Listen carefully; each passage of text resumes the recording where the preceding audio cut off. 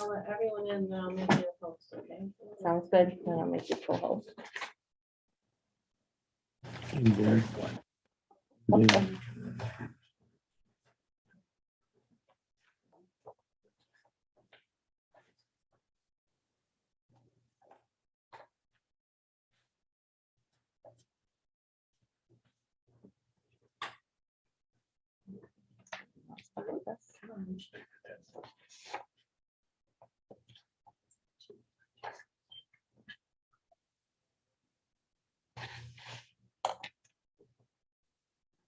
And is the owl moving? And we talk.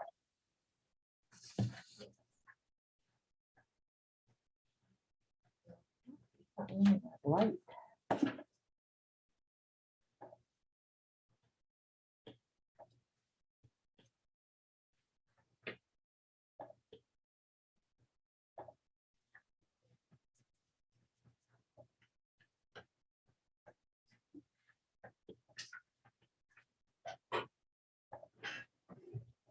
All right, town clerk, you are co-host.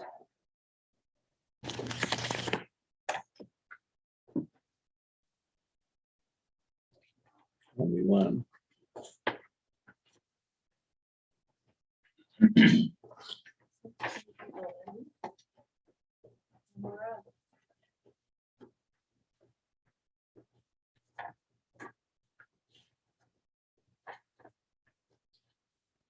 Oh, Yeah.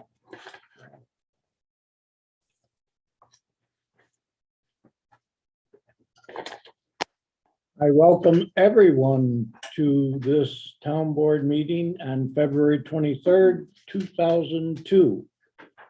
That includes the members in the local audience, and it includes all of the people on Zoom. How many do we have? 19 currently. That's Supervisor. good. Will you all join me in our Pledge of Allegiance, please?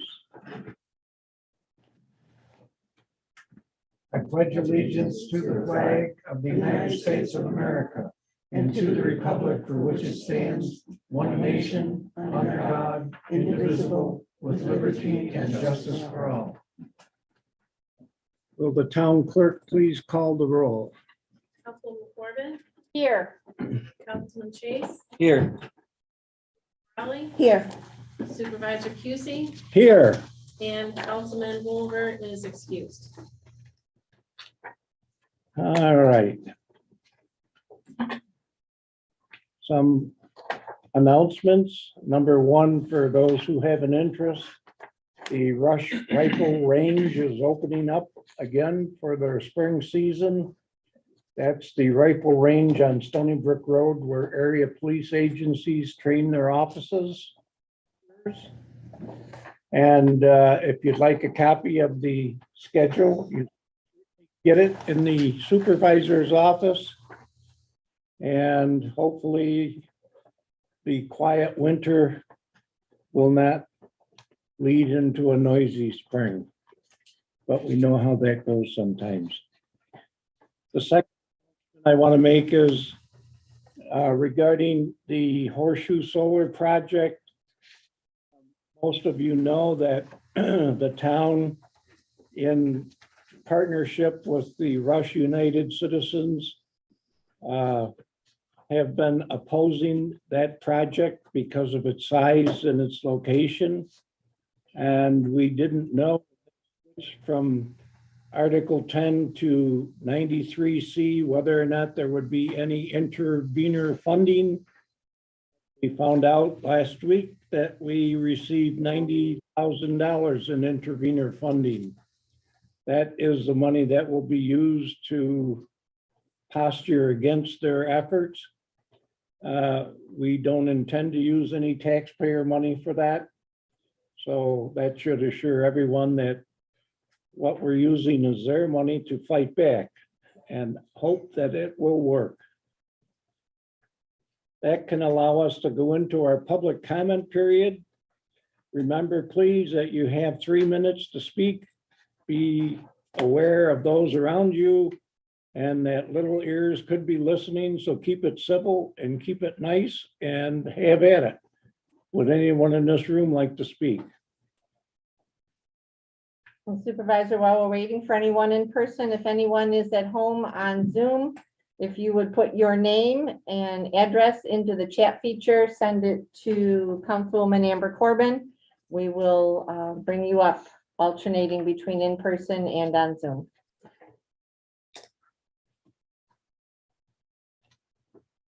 There is no, oh, Arthur would like to speak, Supervisor. Arthur, if you would unmute yourself again, give your first and last name and place of residence, we'd appreciate it. Arthur, welcome. Yes, thank you. My name is Arthur Avila. I'm at 1000 Rush Scottsville Road. First of all, I would like to thank the town board, the administration for finally sending out the town board agenda using the newsletter from the website. It's something that I requested, and I think that now that is working, that more people in the town is going to see the value on getting the notifications from the town website if they would like to be involved in knowing what is being done in the town. So that is the comment that I had. Thank you. Thank you, Arthur. Audrey, if you would unmute yourself, turn your video on if you so choose, give us your first and last name and address, please. Hi, can you hear me? Yes, My name's Audrey Siebert. I live at 585 Honeyway Falls, 5 Points Road. And I was just wondering if there was a way to consolidate trash service. I was out a couple days ago and I saw 3 different trash companies all in the same intersection trying to get trash from people's houses. So I was wondering if there was a way that the town could send out a bid for services among the trash places and consolidate those services. It could reduce the cost for the resident. There'd be less noise, less air pollution, and it'd be more efficient for the trash company. So I know it's not a question and answer period. I just want to put that out there for, any ears that are willing to listen to that. Thank you. thank you. Supervisor, there's no one else on Zoom currently asking to. How about in this audience? No one? Okay, then we can move on. We do have not yet. Would someone like to sing while we get to the public hearing? I'll get my timer going. 7:15 for the public hearing. Yeah, but there's nobody to talk, so I asked if somebody would like to sing. Can you do the minutes and the budget trail? You sing, Tom? I could get up here and do our 10-minute presentation in the 10 minutes you. If have you'd like, for your hearing. what do you think, Pat? Sure. Hi, everyone. I'm Pat Stevens, the Town Rush Recreation Supervisor. I haven't had a chance to meet these gentlemen or Jim Morelli. This is Tom Wickerham. He's the first president of Rush Lions Club, and Ray Ward from the Rush Henrietta Foundation. We'd like to talk to the Rush Town Board about a presentation. I know we only have 10 minutes, so I'm not going to talk anymore. Go ahead, gentlemen. Thank And you. David, you saw the proposal, correct? Yes. Thank you. Oh, okay. And thank you for having us tonight.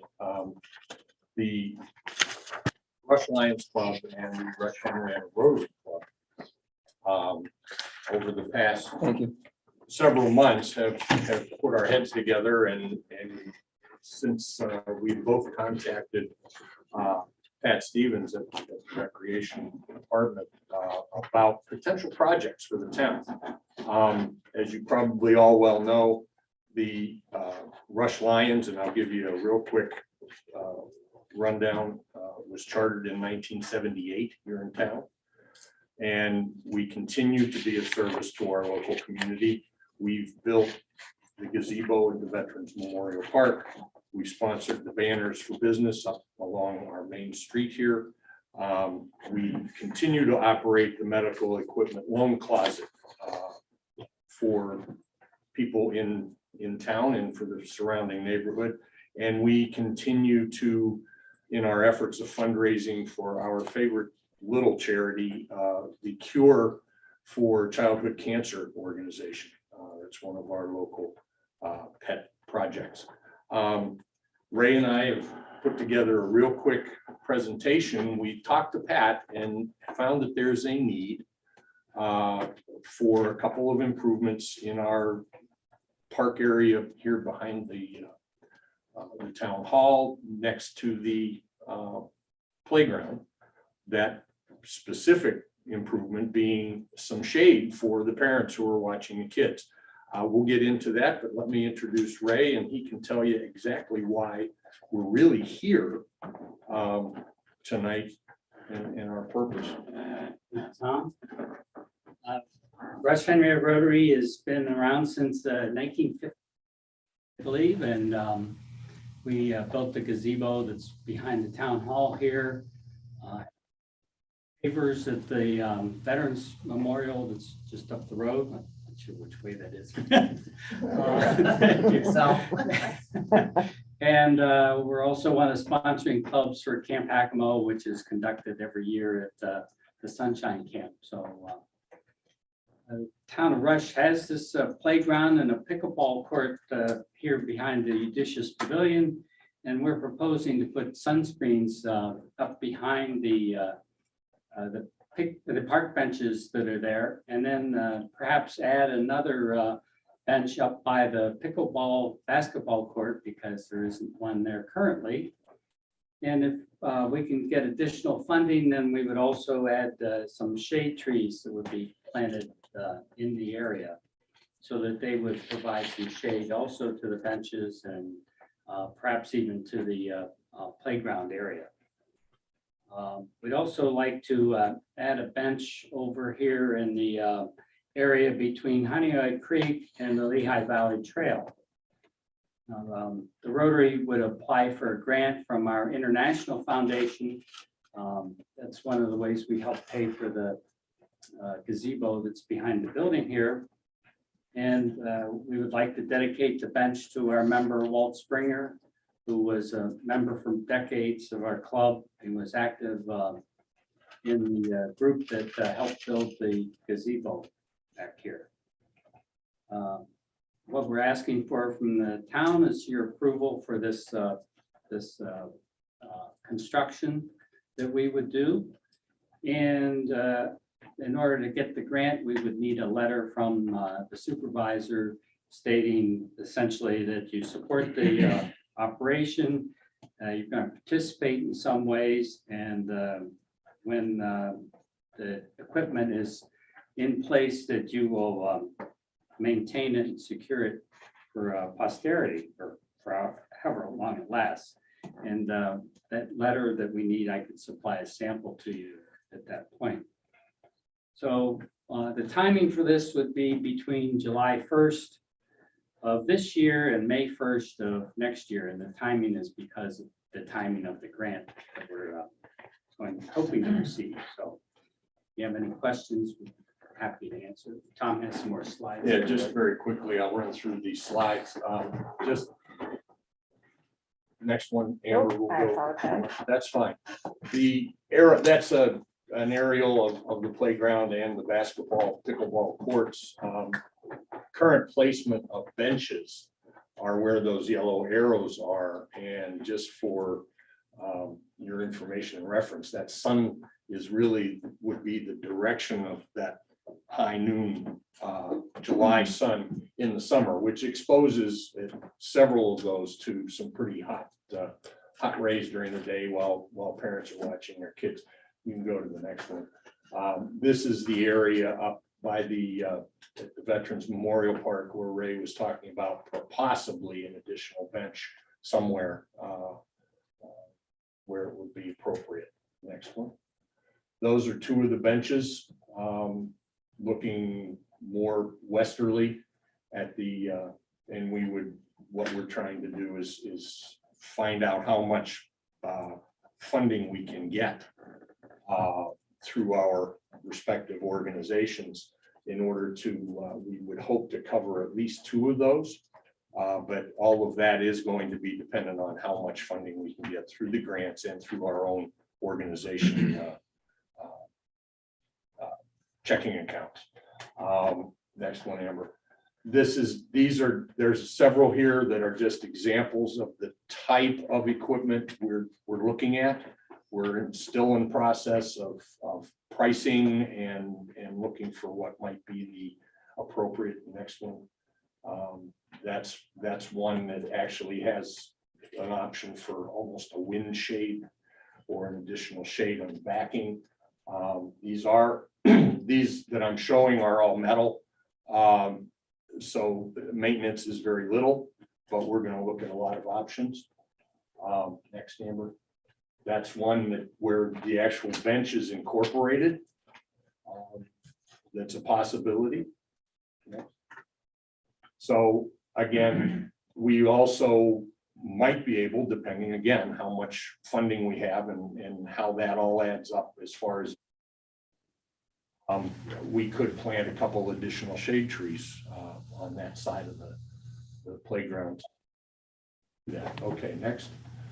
So right now, this is our presentation just for the purposes of getting a letter or a resolution. Ray has a letter that you can use as a model that gives our grant applications the backing that they need as they move up through our ladders.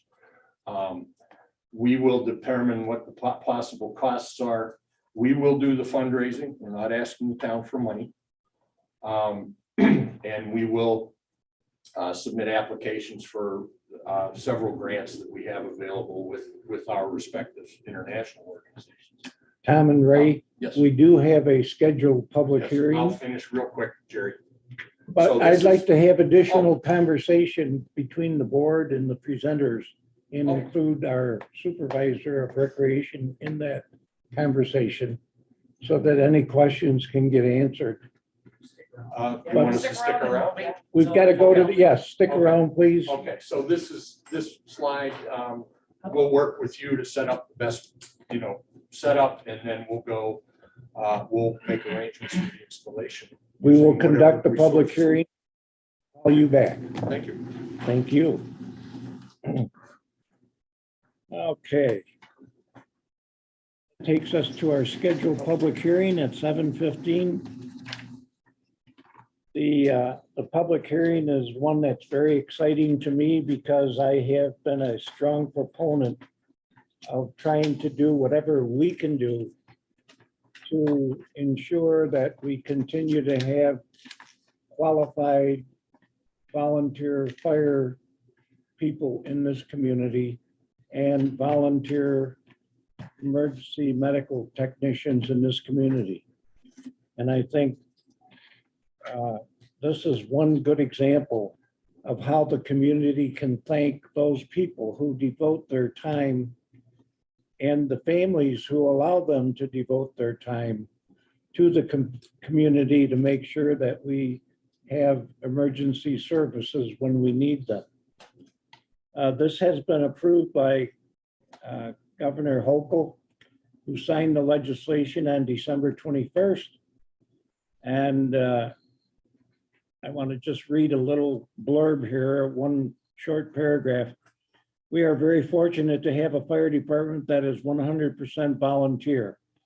We rely on our fire department and ambulance service to respond to emergencies within our town's boundaries. And I would add there that they also go to fill in for other companies who need it, which is very important also because they reciprocate. When we need it, they come here. We owe our volunteer firefighters and emergency responders a huge debt of gratitude. And this is one small way to demonstrate it in a very meaningful way, our appreciation for their commitment and service to our community. I think this is worthy of reading through what the applicants must have so that we are all together on this. It would require an application being made out by the individual applicant or volunteer firefighter, if you would. A proof of certification of enrolled membership, ownership, and residency is required. That means they own their house, they're a member of the fire department, And 2 years of certified service as a member of the Rush Fire Department. Those with more than 20 years of service may qualify for a lifetime exemption as long as he or she maintains a primary residence in the town of Rush. Those with less than 20 years of service, but more than 5 years of service who left the organization because of a disability will qualify for a lifetime exemption as long as he or she maintains a primary residence in the town of Rush. Property must be used exclusively for residential purposes and be the primary residence of the volunteer. If a portion of the property is not used exclusively for residential purposes, that portion is not entitled to the exemption. The unmarried spouse of a deceased volunteer may continue to receive the exemption as long as the deceased volunteer had at least 20 years of service and had previously been receiving the exemption. Our tax assessor did a estimate of what this would cost. The estimate of impact on our tax base for those who could apply and be eligible is less than $5,000. That doesn't mean we're going to pay them $5,000. It means that their assessment on their personal living property would be reduced by whatever it calculates for the individual. Any discussion on this? I'd like to hear the public comments from our residents and guests. We usually go through the board. Does the board member have any comments? Oh, I wholeheartedly support this provision. I think it's a great way for us to help pay back and appreciate and thank them for what they do for our town. They're volunteers. So this is a small measure, I think, that we could just easily do for them. I understand why you say that, and I agree with you. I agree with what Gene said. I think this is a small token of appreciation for what these men and women have done for us for a long time. So wish it could have been done earlier for these guys. So I know. And Supervisor, I just want everyone to understand it's only our local law that we are here to hear comments on tonight is only for the Rush portion. It's not your county, it's not your school district. Yeah, I would bring that up. The governor adopted on December 21st a state law allowing the individual municipalities to go forth. And I think Perrington has already adopted a law. You have some flexibility in this. It's not one size fits all. And I believe the county has adopted their law. So what I just read to you is what I propose we adopt. And if there's any comments in the audience, we'd like to hear them. Please state your name, your address. Oh, I didn't realize there was a sign. There's a sign in for the public hearing. Hi, folks. I'm Jim Princehorn, 941 Rush West. I am a member of the fire department, but I would like to say that I feel this is going to be an important recruitment tool for us. As life gets busy, we're finding it's harder and harder to get volunteers to dedicate their time to the fire service. There's a lot of training that's mandated by the state. It really is cumbersome to get started. So we're having trouble getting people to join. So that this partial exemption of the tax is going to help us recruit new members and help us keep things going. So thank you. Thank you, Jim. And I know I already mentioned it, but the families of the firefighters, whether it's the female or the male member of the family, couldn't do it without the support of the families. And hopefully they will see value in this also, value in terms of, wow, they really appreciate my spouse doing this. It's a great service, and I can reflect back on couple occasions where my parents both needed the ambulance. And man, it's a great feeling to be there and have your father and your mother, different times, of course, be on the floor and hear the siren go and know that the ambulance is on its way and not waiting for somebody to bring an ambulance way out from the city. So it's a great service and I'm a customer, so I want to thank you for that. Thank you. Would anyone else like to comment? Kathleen Hankins, 2353 Pinnacle Road. I would like to reinforce what was just said. I have seen firsthand how they helped my neighbor and really worked to make sure that she didn't even have to go to the hospital. So the service is just phenomenal, and we should do everything we can to help support and reinforce our gratitude to our firefighters. So thank you, and our ambulance. Thank you. Thank you.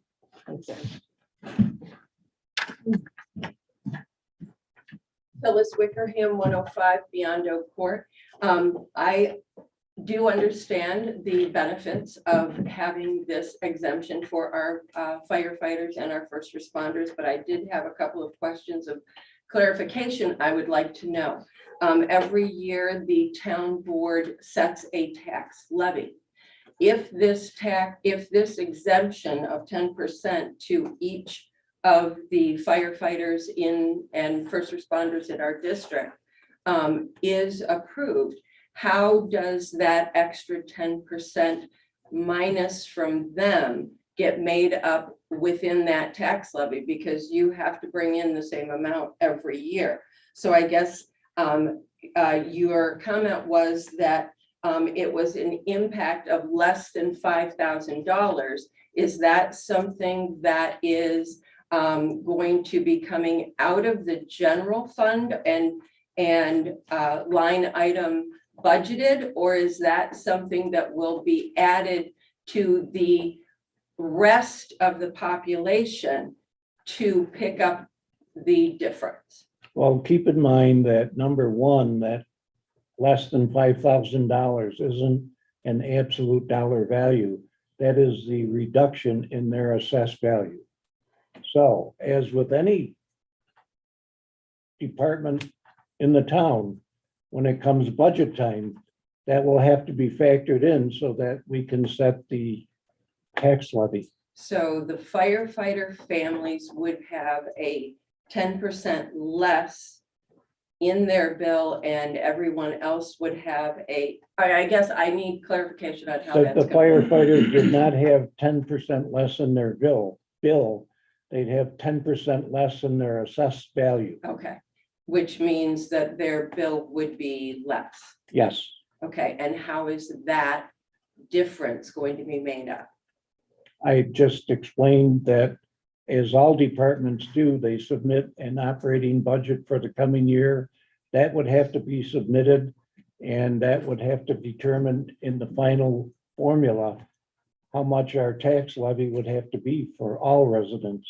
So just to be clear, and I just wanted to make it, very clear to the public I don't blame you. that it is going to fall.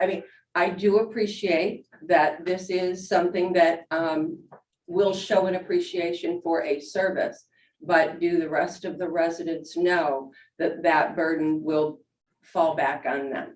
That is my only comment and concern, that the rest of the public needs to understand that even though it might be a minimal, so to speak, it does fall back on them. And we do have people in this town who are on fixed wages, and even a small amount of an increase could be upsetting to them. I just wanted to make that clear, that the public understands that. And I appreciate that desire to make sure that everyone is aware of that.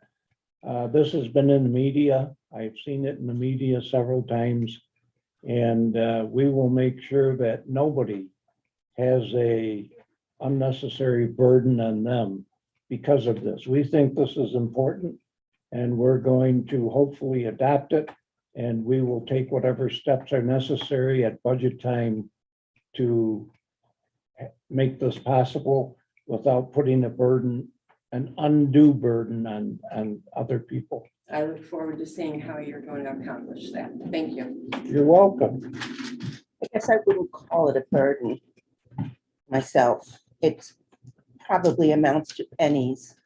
There are other exemptions within our real property tax codes that have been permitted by New York State, and hopefully people who need to are applying for STAR, enhanced STAR. I would recommend people do that if they need help and assistance with their taxes. The STAR and the enhanced STAR is backfed by state funding, which Still. this is something that it's not. The veterans, various, I mean, I guess you Right. wouldn't Oh, I deny understand what or you're saying. complain and deny this appreciation that the town has for the veterans who have been in combat, fought for this country, and are volunteer firefighters and ambulance workers. And I personally, and I realize, some people need help, but I personally do not consider it a burden. And I appreciate your position on that, but it might not be the position of everyone. Possibly. Supervisor, we have someone in the chat. Arthur, if you would unmute yourself, turn your video on, and once again, give us your first and last name and address, please. Hi, Arthur Avila, 1000 Rush Scottsville Road.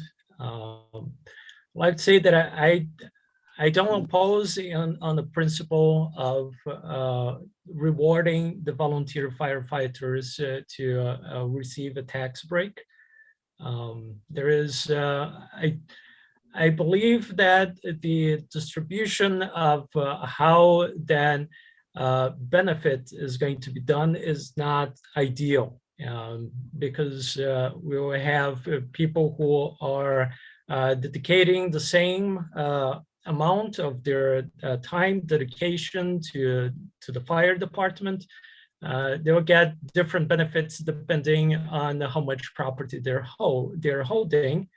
And people who own more expensive properties are going to have a bigger break, bigger benefit than people who have a lower valued property. And the volunteer firefighters who rent, which I don't know if we have one today, but we may have at some period in time, will not be receiving any benefit at all. So that's a point of concern for me. There is a rule of distribution called constrained equal awards, which would fix that instead of a proportional rule. One person who dedicates a lifetime research on those types of distribution rules, his name is William Thompson. He is a professor. He used to be a professor at U of R. I don't know if he's still there or if he retired. He studies all of those rules. I had the chance of being a student of him for a short period of time. And I believe that particular distribution rule would be better because it would give the same amount of value of tax break, but it would have to be something that would have to be budgeted by the town and would have to be reviewed every year. But I think that it's worth it. And if we could find a way to transfer the benefit for firefighters who rent as a break, as I don't know, maybe as some sort of rebate that will go through the rent value. If that's something that we could arrange, I believe that would be better than if we had just a simple proportional rule. I don't oppose in the benefit itself, but I believe that we could make the distribution rule better to make it more equitable and give it a better benefit for those who need the most. Thank you, Arthur. Councilperson Morelli, you mentioned earlier that the veterans fought for our freedom. Yeah. Well, the fire department, when necessary, fights for our lives. Absolutely. Daily. Anyone else? Supervisor, I do not see anyone else in the chat on Zoom. Anyone else in this audience? Remember, this is a public hearing, so the board is going to vote on this proposal and this resolution. Everyone's had a chance to speak their opinion, and that's the way a public hearing must be conducted. Supervisor, Hi, I do, it's Mary Ann. I wonder if I can, sorry, I didn't write in the chat. I wonder if I can say something. Yes, go ahead. I'm sorry. I wasn't planning on, but I think we should definitely do it. I thank you for doing it, for thinking about it. But you know, as Arthur was speaking, I was thinking, he's got some good points there, and I like to maybe break it down and write it down and maybe try to make it a better law, better tax law or whatever it's called. Because I think it sounded good to me what Arthur was saying, but I just need to study it more. But thank you. Thank you very much. Supervisor, we have one more person in the chat, and that is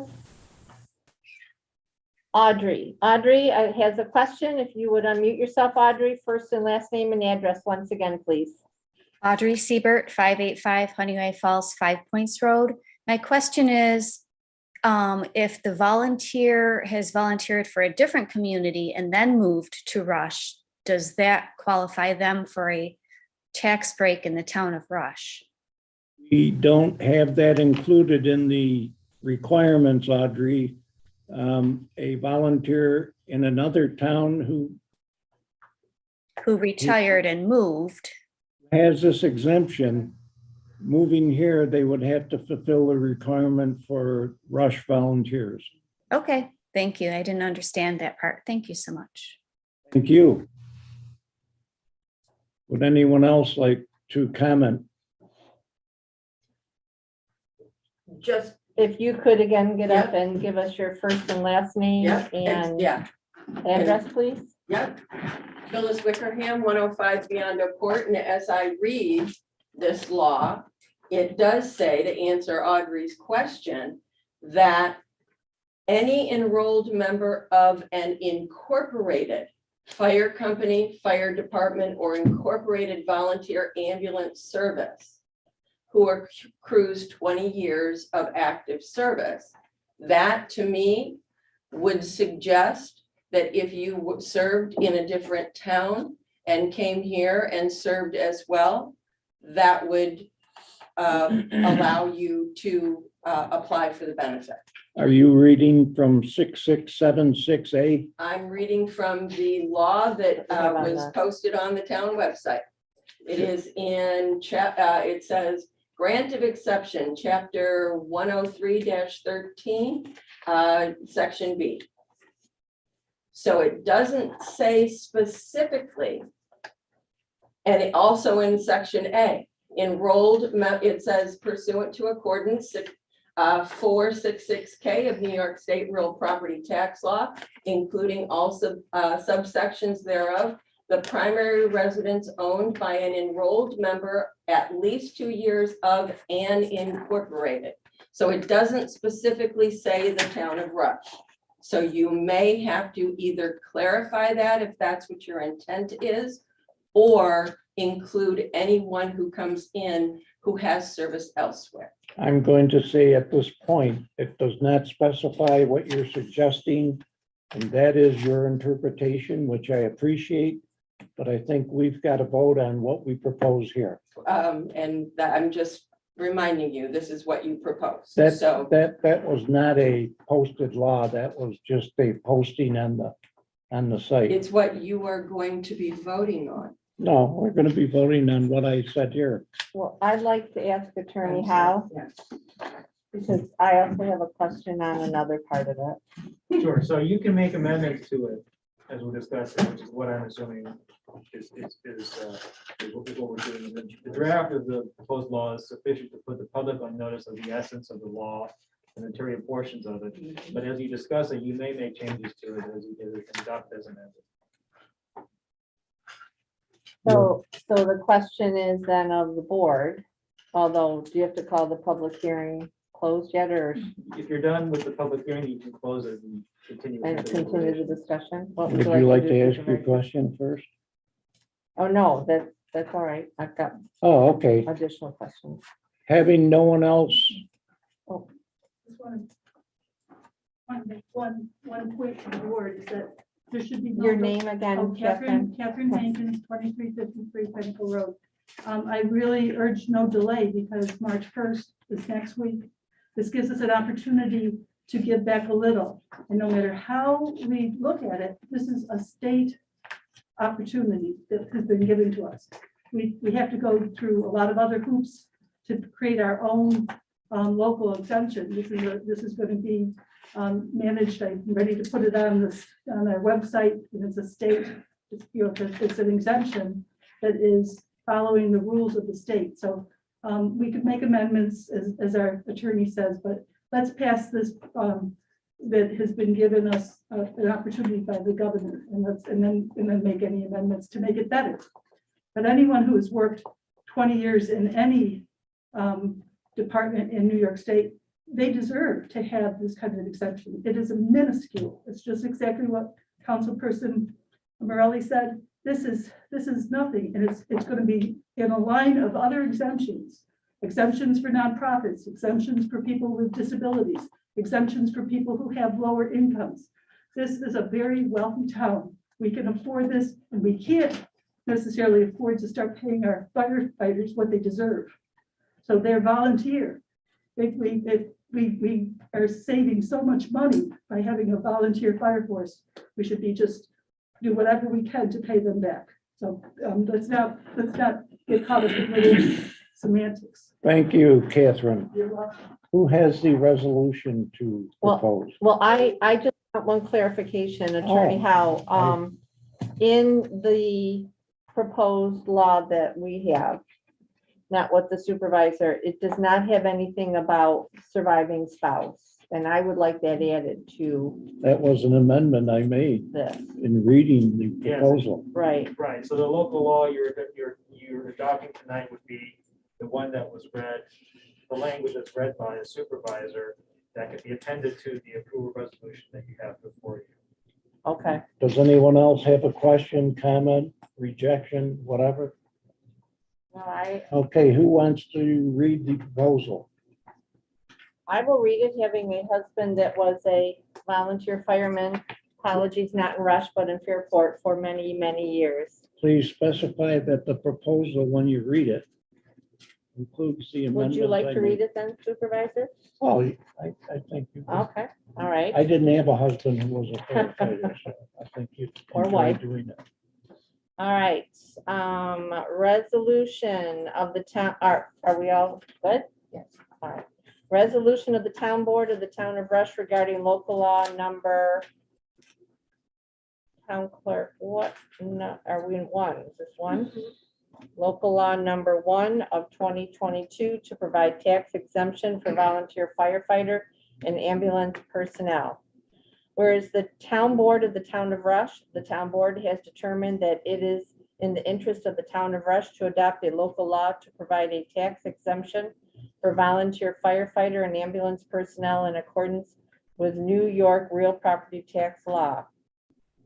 And whereas a public hearing on local law number 1 of 2022 was held on February 23rd, 2022, in accordance with the requirements of the New York Municipal Home Rule Law and New York Town Law, and notice was posted as required by law. And whereas all persons in the hearing desiring to speak on the matter were heard, all correspondence on the matter were read, and these statements were considered by the town board. Now therefore be it resolved that the adoption of local law 1 of 2022 is a type 2 action under the New York State Environmental Quality Review Act, Article 8 of the Environmental Conservation Law of 6 NYCRR, Part 617, collectively referred to as seeker, and thus is not subject to review under seeker.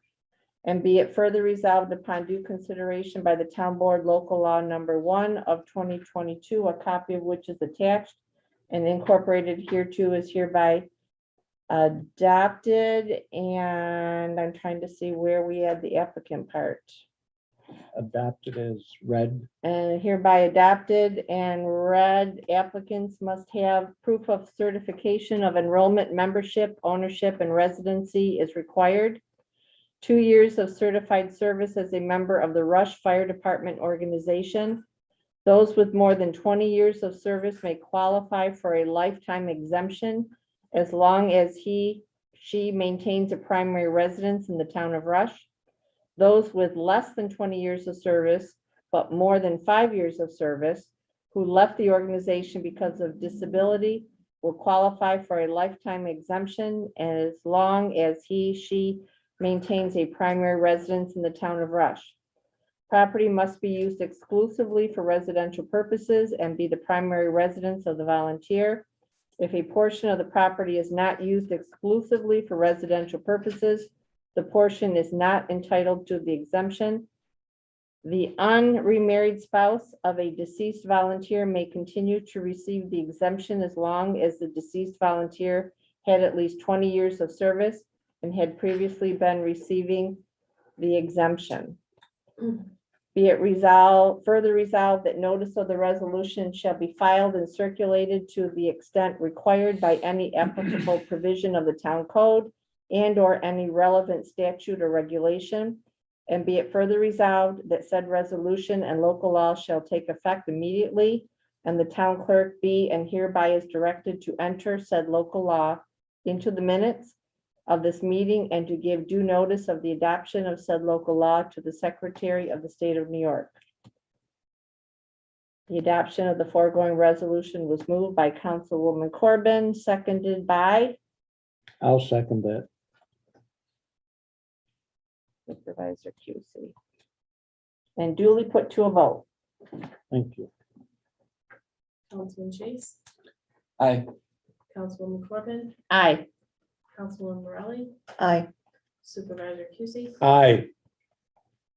Thank you very much. Thank you, folks. Let's Dedication move to on our to, town.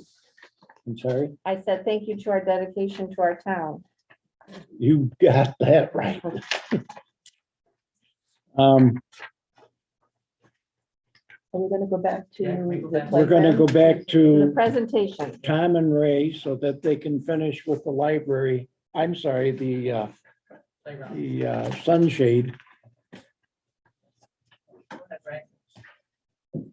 Well, I You think, had questions, so We'll take your questions. that please. was the end of the presentation, other than a thank you slide. Oh, let me get to the thank you slide. That's okay. You're planning and including the building inspector in the construction steps to ensure that everything complies with state code. Well, we will, let me be very, I'm clear, okay? We're right, this is a concept right now. And the reason we're here to get your letter of approval is to attach that to our grant applications. So we, these were suggestions, these are ideas at this point. And that actually, Amber, if you go back one slide. Forgive me. No problem. We're really right at the point of getting our applications for grants. The grants we'll be applying for are matching fund grants. So we've got to figure out how much we're going to be able to get, as well as commit club funds right now. To make the next step. So we will be working with the town and anyone necessary at that point. I don't have engineering drawings, but we will certainly be in contact through Pat and through your office, Jerry, as this gets going. I don't know how long the grants are going to take. It's going to take several months. That's a manufactured product, right? These are, yes. Yeah, so they should be, And we're also looking at some possibilities of some designs that have been used in other towns that are, you know, we have the designs, we can make it. For So we'll see. example, at Highland Park, near the Veterans Memorial, there's a beautiful shade over a picnic bench that was built in there. It's a little resting area along the path.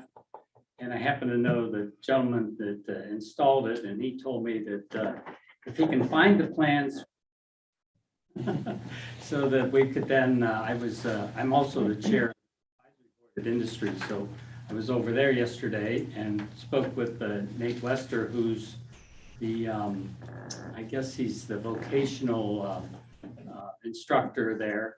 And Nate was excited about the boys with some leadership from them building some of these units, or maybe one of the units with the bench as was designed. So we're still in the phase now where we're looking at different manufacturers, different vendors that could supply this. And so some of it we may be able to get donated. That happened quite a bit with the gazebo back here. Other parts we'll have to pay for. The grant that I'm applying from Rotary International, the club puts up $1,000. Rotary International, if we receive the maximum amount, it's an additional $4,000. And then the club also has some funds to put towards the bench I spoke of in memory of Old Springer. So, but that doesn't mean that that's what we're limited to. It could end up being more than that through donations and fundraisers and things like that. You will find out the older you get, the more you'll appreciate shade. So Exactly. I'm not in favor of putting up any barriers. I'm just in favor of making sure that whatever we provide for the people is safe. No, Absolutely. and you're absolutely correct, because we plan to, you know, publicize that and have our names on it too, so that's close, so you know, there we go. Any other comments? I do. In moving forward, I know you have a deadline. Can you educate the board as to your deadline for your grant? Because if we move forward, you need a resolution from us that I think you said you had some drafted language potentially that might need to be in that. What, can you help us with that timeline, just so we know? Well, I hate to tell you the deadline for my application because it's actually April 1st. But if I get the application in early, say about the middle of March, then the gentleman who this year's reviewing the applications will call me and tell me if I left anything out. If I wait till April 1st and get it in, then that's it. You know, Sure. If I miss something, then it'll just be rejected. So I would like to have all the quotes and information available by March 15th. If this board approves your proposal, I will sign it tomorrow, Okay. if you'd like to do that. I don't know, I sent Pam a resolution, but like I said in my email, I'm not a resolution person to develop them, so I don't know. I'll create a letter for you. You can review it if you like it, sign it. If not, I'll change it, whatever. So, I'll sign it if they agree. great. And our Thank next board meeting is March 9th. So you. Okay.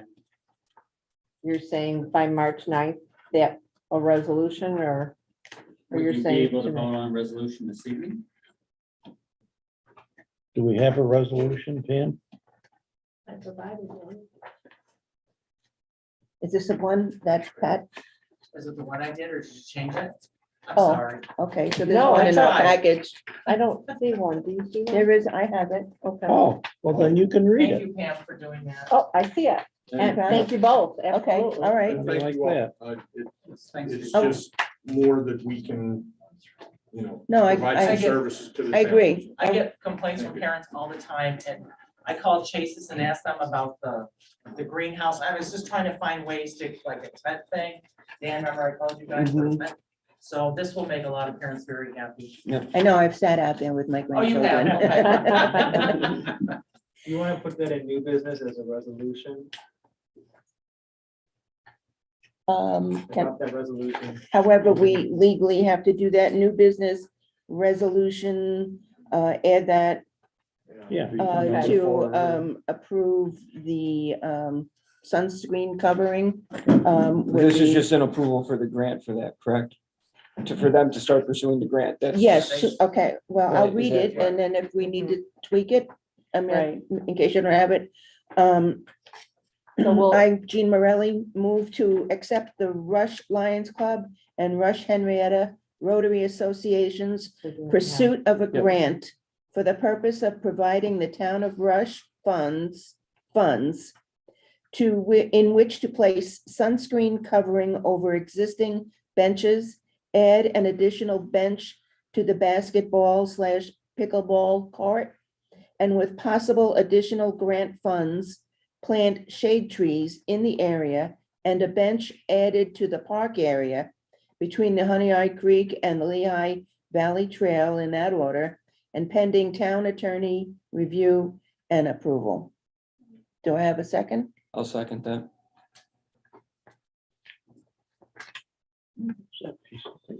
Councilman Chase, Aye. Councilwoman Corbin, Aye. Councilwoman Morales, Aye. Supervisor Pearson. Aye, Thank you, everyone. Thank you. very much. thank you. Guys. Look forward to it. We will be. Yes, keep us up to date. All right, can we have an approval of minutes from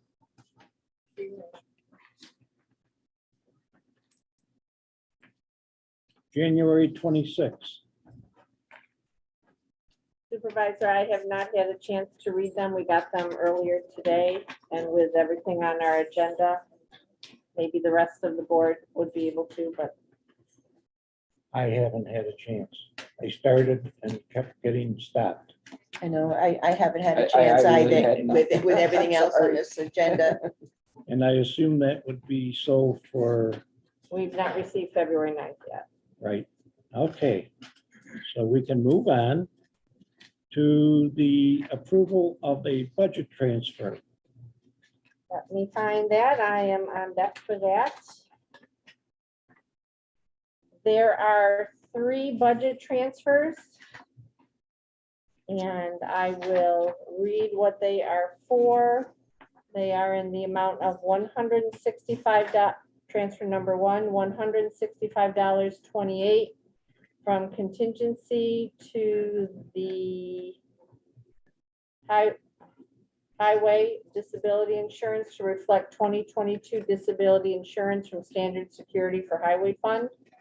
Transfer number 2 of $543.48 from contingency to the library disability fund to reflect 2022 disability insurance, and $2,575.88 from contingency to the disability insurance to reflect 2022 disability insurance from Standard Security for General Fund. So I so move, be it resolved that having audited all the unexpended balance of existing appropriations, I move that transfers number 1 through number 3 in the amount of $3,284.64 be approved. Is there a second? I'll second that. Councilman Chase, Aye. Councilwoman Corbin, Aye. Councilwoman Morelli, Aye. Supervisor Pearson. Aye,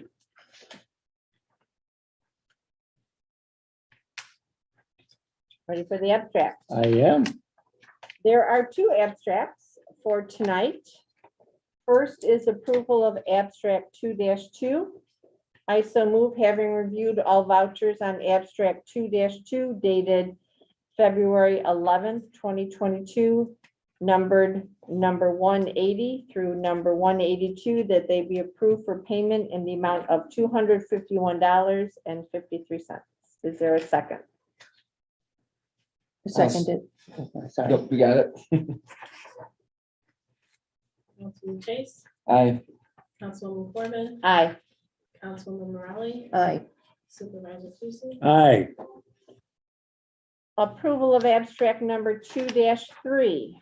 I so move, having reviewed all vouchers on abstract 2-3 dated February 22nd, 2022, numbered vouchers number 183 through number 228, that they be approved for payment in the amount of, and I'll explain this number in a minute, for $438,647.83. And before, so everyone understands, there is a payment for the fire district taxes for 2022 for the fire district of 300, get my glasses, 1 second. $384,930 for their payment of property taxes. I'm sorry, say that again, Amber. Sorry, get my glasses back on. $384,930. $930. $384,930.00. Sorry about that.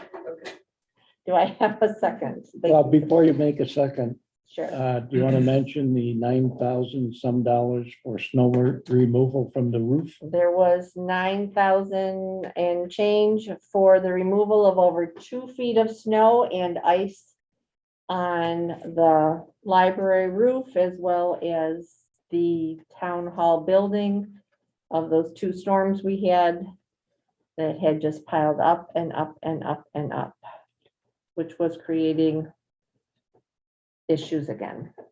Yes, and I'd like to make sure everyone knows that we did indeed use qualified engineers and construction to try to eliminate that. And it basically did eliminate it. I want to make sure everyone knows the roof per se does not leak. The leak is caused by air management within the areas above the ceiling and the roof and in the attic. And they have not yet figured out how to manage that air in a way that prevents heated air from going up and melting the snow on the roof and in the valleys and along the eaves. So we had to get that snow off there because there were multiple leaks coming into both the library and the town hall proper. And we want to make sure that that stops. We don't want to let that go for 12 years. We want to make sure it stops as soon as we can make it stop. Thank you, Supervisor. Thank you. Now you can vote. Did we get a second? I don't know if we seconded. We hadn't gotten that far yet. I Okay, will is there a second that. second? Thank you, Councilman Chase. Councilman Chase, Aye. Councilman Corbin, Aye. Councilman Morale, Aye. Supervisor Casey. Aye. Now, we've got a presentation on the comprehensive plan update. And I want to make sure that people don't misunderstand and feel that a appointment of a vendor has already been made. So I believe Robert Kraus is going to give us that update. He is on Zoom right now, Supervisor. Are you prepared to begin, Robert? Yes, I am. Thank you. Welcome. Thank you. Robert Kraus, 2729 Pinnacle Road. And as you've just heard, I've been asked to present on behalf of the Comprehensive Plan Update Committee. So thank you for listening to us. The committee has been working hard to make sure the process is productive and really does justice to the residents of Rush.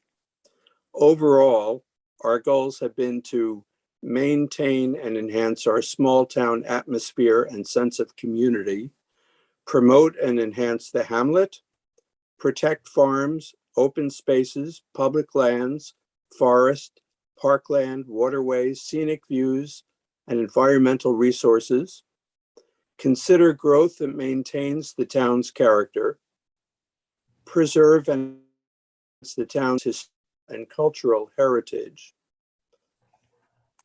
protect the town's significant environmental resources, and provide quality public services, infrastructure, safe and efficient roads, transportation alternatives such as trails, bike paths, pedestrian walkways, and recreational opportunities in a cost-effective manner. Those are basically the goals that we're looking at. There has been extensive review and discussion by the Update Committee of the last comprehensive plan and extensive discussion of what needs to be focused on in the new one. An important premise for us now is this: there needs to be a widespread discussion and inclusion in the process if this is to become something that really guides all of us as we move into the years ahead. Our committee now includes representation of the town board, planning board, zoning board, conservation board, the Rush Recreation and Park Association, the Rush Historical Society, Rush Businesses, Rush Seniors, and the Rush Agricultural Advisory Committee. Not only is there widespread representation on the committee itself, but the draft RFP, which you have seen, was sent to Rush boards and organizations and published for public comment. And we know there will be a continuing need to communicate with everyone about what's going on. There should be no silos as far as we're concerned. Now, regarding the solicitation, after extensive discussion, we believe that an open RFP process where proposals are solicited from a range of firms is the best way to proceed and is in the best interests of our community. Receiving proposals from more than one firm will not only provide alternative professional portfolios to consider, but may also reveal some unique and attractive approaches to this effort that we would otherwise not have considered. It may have some effect on the cost.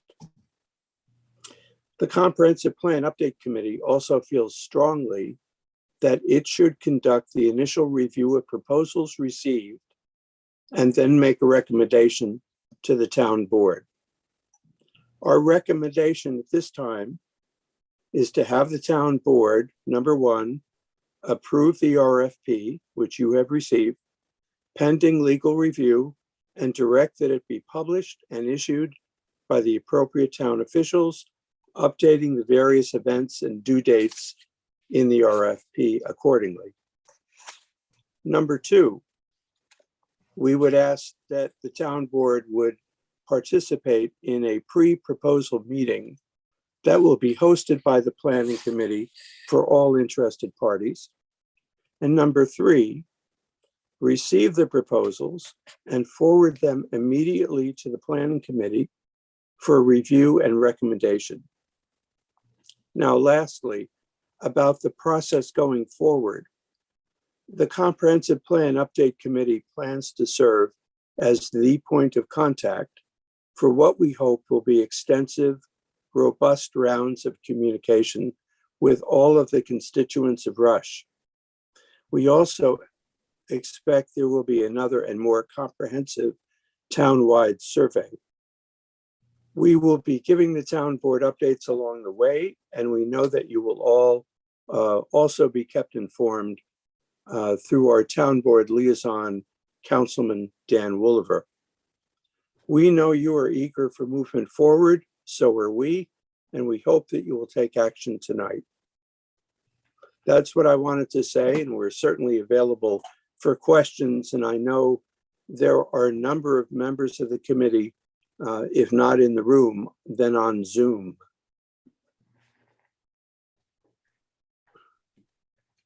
Thank you, Robert.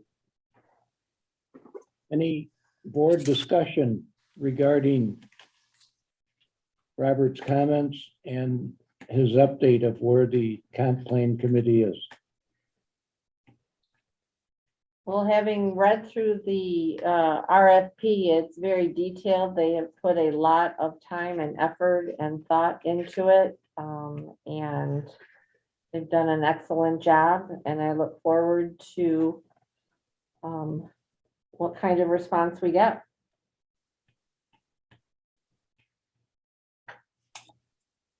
I have no comment on that. Nope, I think they're doing a good job. They're moving forward and interested to see what they can come up with. I also agree. I think they've done a pretty thorough job. I know they've worked hard.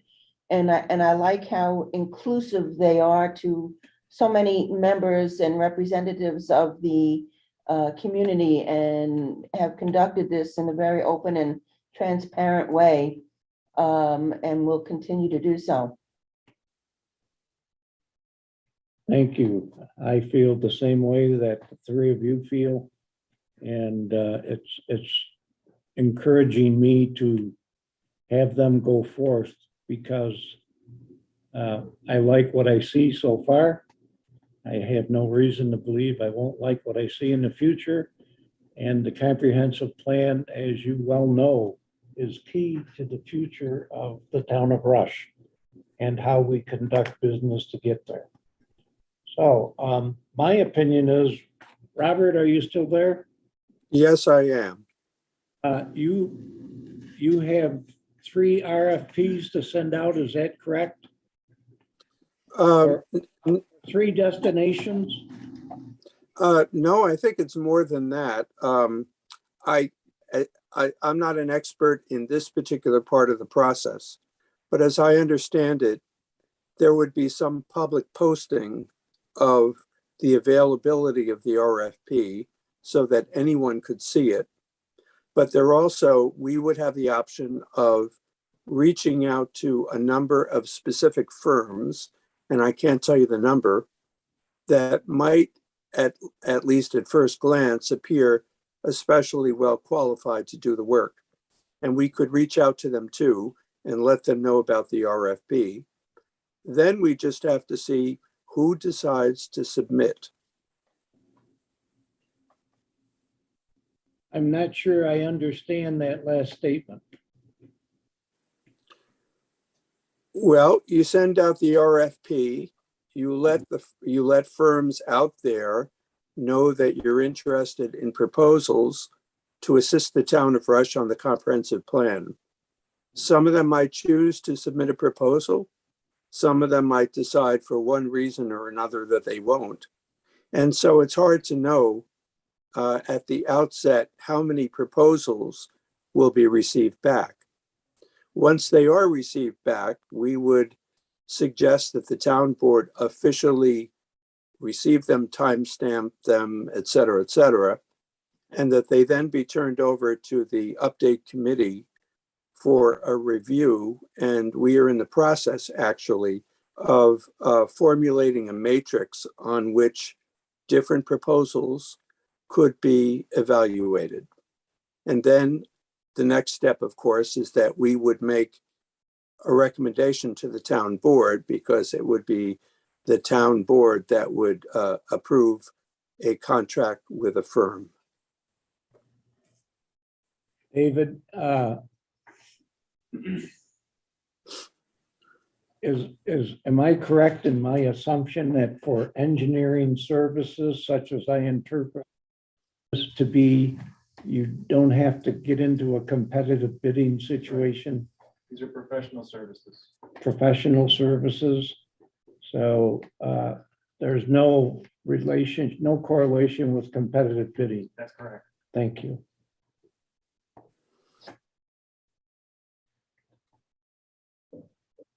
Any other comment? No, I guess what is the next step? Can we give authorization to let this proceed? That's what we've got to do. Would you like us to add that to the new business? Or, Yeah, I think as a rule of order, you should add that as a new, if you're going to adopt a resolution to proceed with the RFP, you should add that as a resolution to new business and handle it at that point. so we will add that as number 4. Well, actually, number 5. Okay, 5. Thank you, Robert, very much. You're welcome. Yes, thank you. And thank all of your committee for providing us with reason to believe that the future is going to be better in terms of having a comprehensive plan update that will serve us. Thank you. Thank you. All right, So how do we do that? We're going to do that under new business. Oh, I see. Okay. We're learning. Yes, I'm new. I'm still- We're all learning. And I'm sure David is, and he's like, not yet, not yet. It's okay. It's just it's a rule of order, you know, we'll get through and learn. Yep. you know. considering Deputy Supervisor that you were part of the court audit, would you like to read the resolution for the completed court audit? I certainly will. Let me find my notes.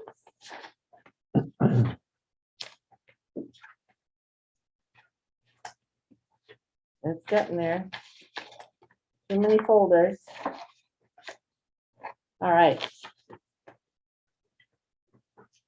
Audit of the Justice Court accounts. So am I on the right? You are. Okay. We have concluded our audit of the court clerk's accounting, just for everyone's understanding, for the year ending December 31st, 2021 on February 5th, 2022. To complete our audit objective, we met with Justice Court Clerk Sally Newell.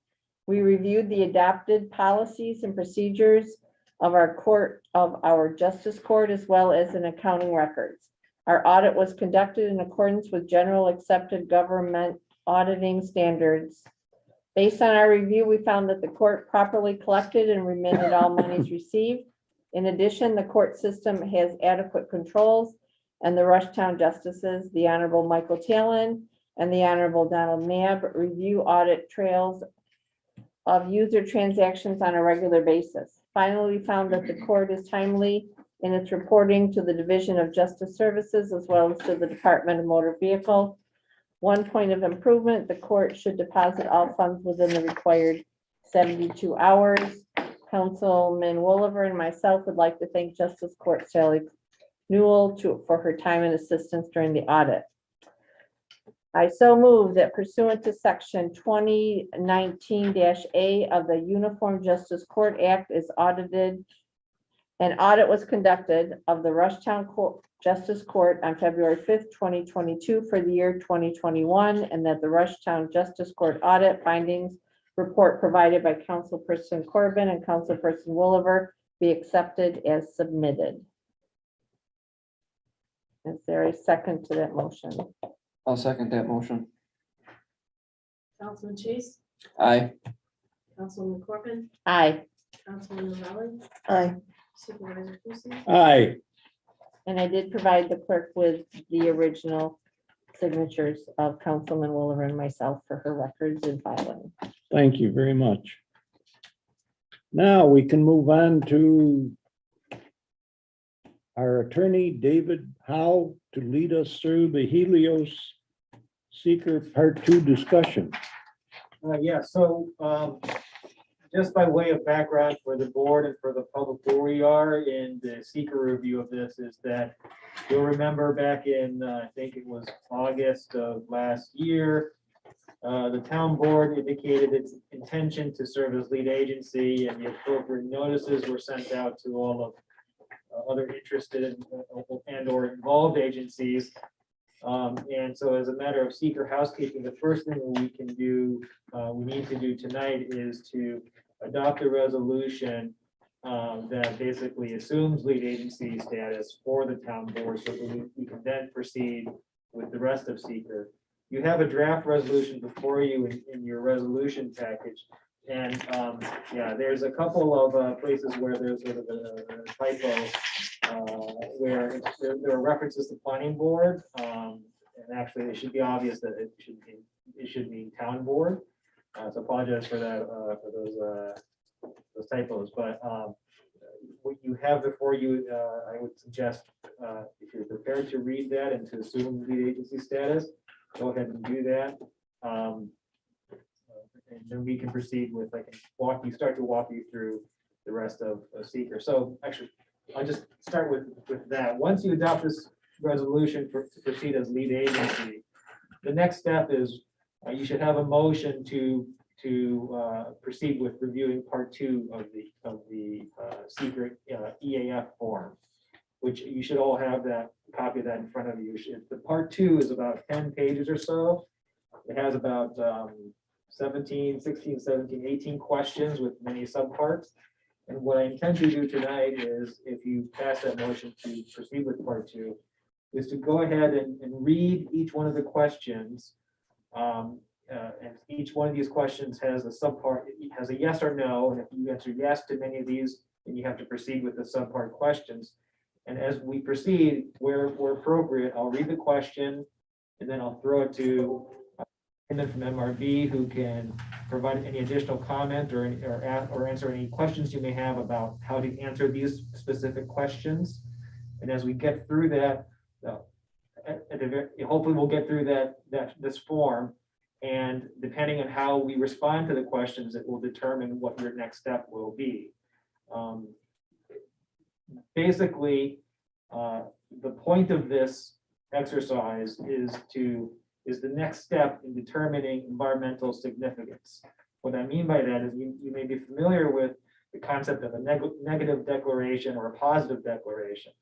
If you determine that any one of these questions results in a moderate to large impact or potential moderate to large impact, that may result in a positive declaration determination by this board, in which case that will then we'll continue with the further environmental review of this application. And so that it basically continues the environmental review of this overlay district part of the application for the time being. If you ultimately determine that there's no or small impacts, then that would result in a determination that there's a neg dec, a negative declaration of adverse environmental impacts. In which case, we'll proceed with review of the overlay district, the approval or denial of it, however you want to determine that, as well as completing the public hearing process of that. So for the time being, I think what we're anticipating doing tonight is getting through the part 2 and then see where we end up. And we'll have plenty of opportunity to discuss your thoughts on each one of these questions. And like I said, depending on where we end up and time permitting, I believe that our goal is to have a motion at the end of the process to authorize the town engineer and the town attorney to prepare a part 3, the part 3 form. So let me tell you what a part 3 form is. So part 3 is what happens after part 2. Okay, so part 3 basically is your rationed written discussion of how you determine a negative declaration or positive declaration. It's not just as simple as checking the boxes. You need to have some type of written reasoned analysis for how you decided. Okay, so if it's a neg dec, if it's a negative declaration, that part 3 will look very differently than a positive declaration. A positive declaration will need to have some substance behind how you, they both do, but it's especially a positive declaration or I should say a moderate to large impacts. You'll need to explain your moderate to large impacts for any one of these that you provide. And so what I envision happening tonight is at the end of the part 2, depending on how you answer these questions, you will authorize us to prepare a part 3 that reflects that would reflect either a neg dec or pos dec that you would then consider for your next board meeting and adopt at that point. Does that make sense? That answers it completely for me. Do you by chance have a blank part 2? Or 2 of them. I grabbed the I left the wrong one. blank one at home. I filled mine in. Yeah, so John, MRB has. You want me to send some to the printer real quick? Yeah. So MRB has already sort of started to review these and provided their thoughts and opinions on it, but you should let that guide you in your discussions too as well when we get to it. But first and foremost, we should adopt that resolution to proceed as lead agency.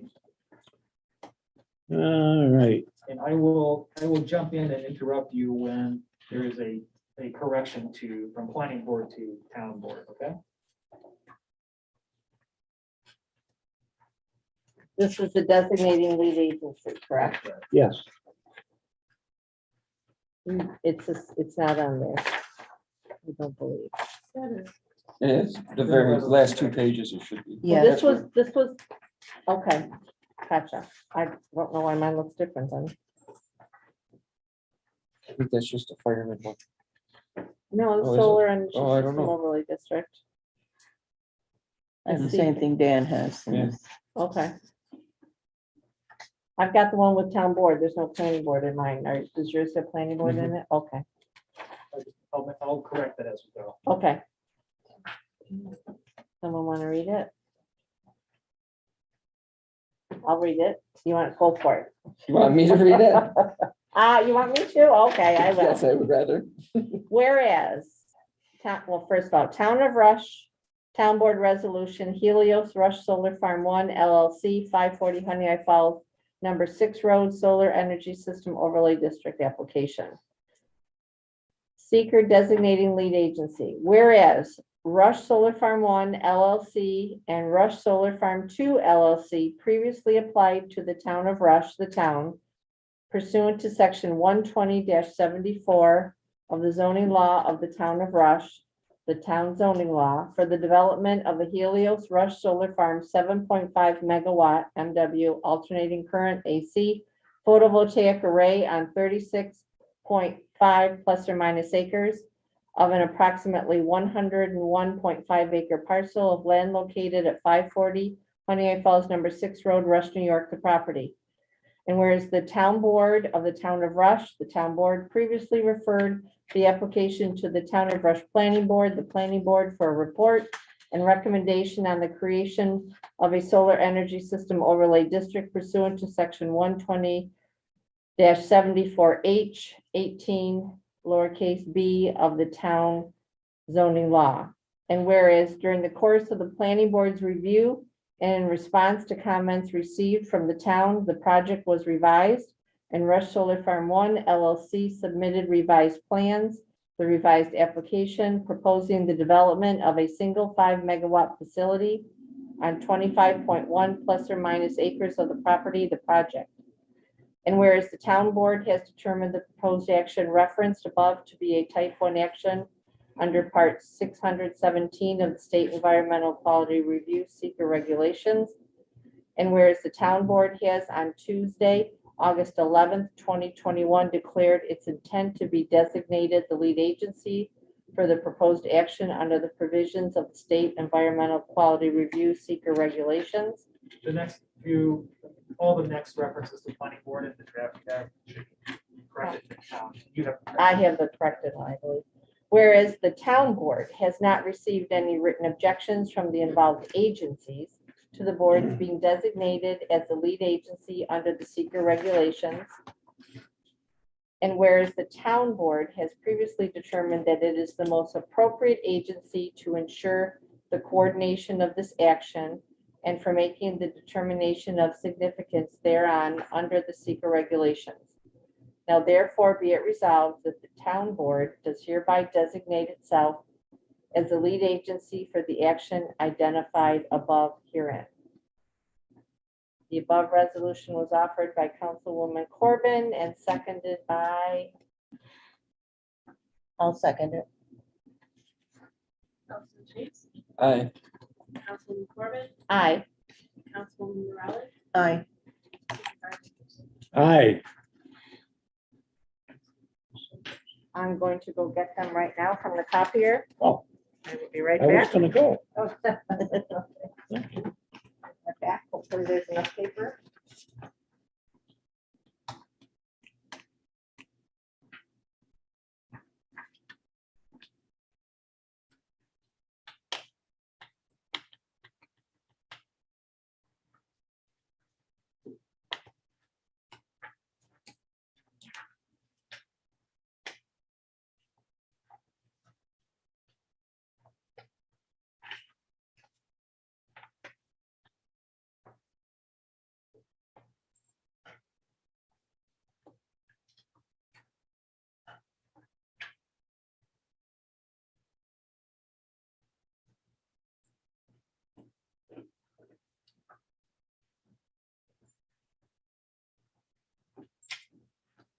Thank you very much. Thank you.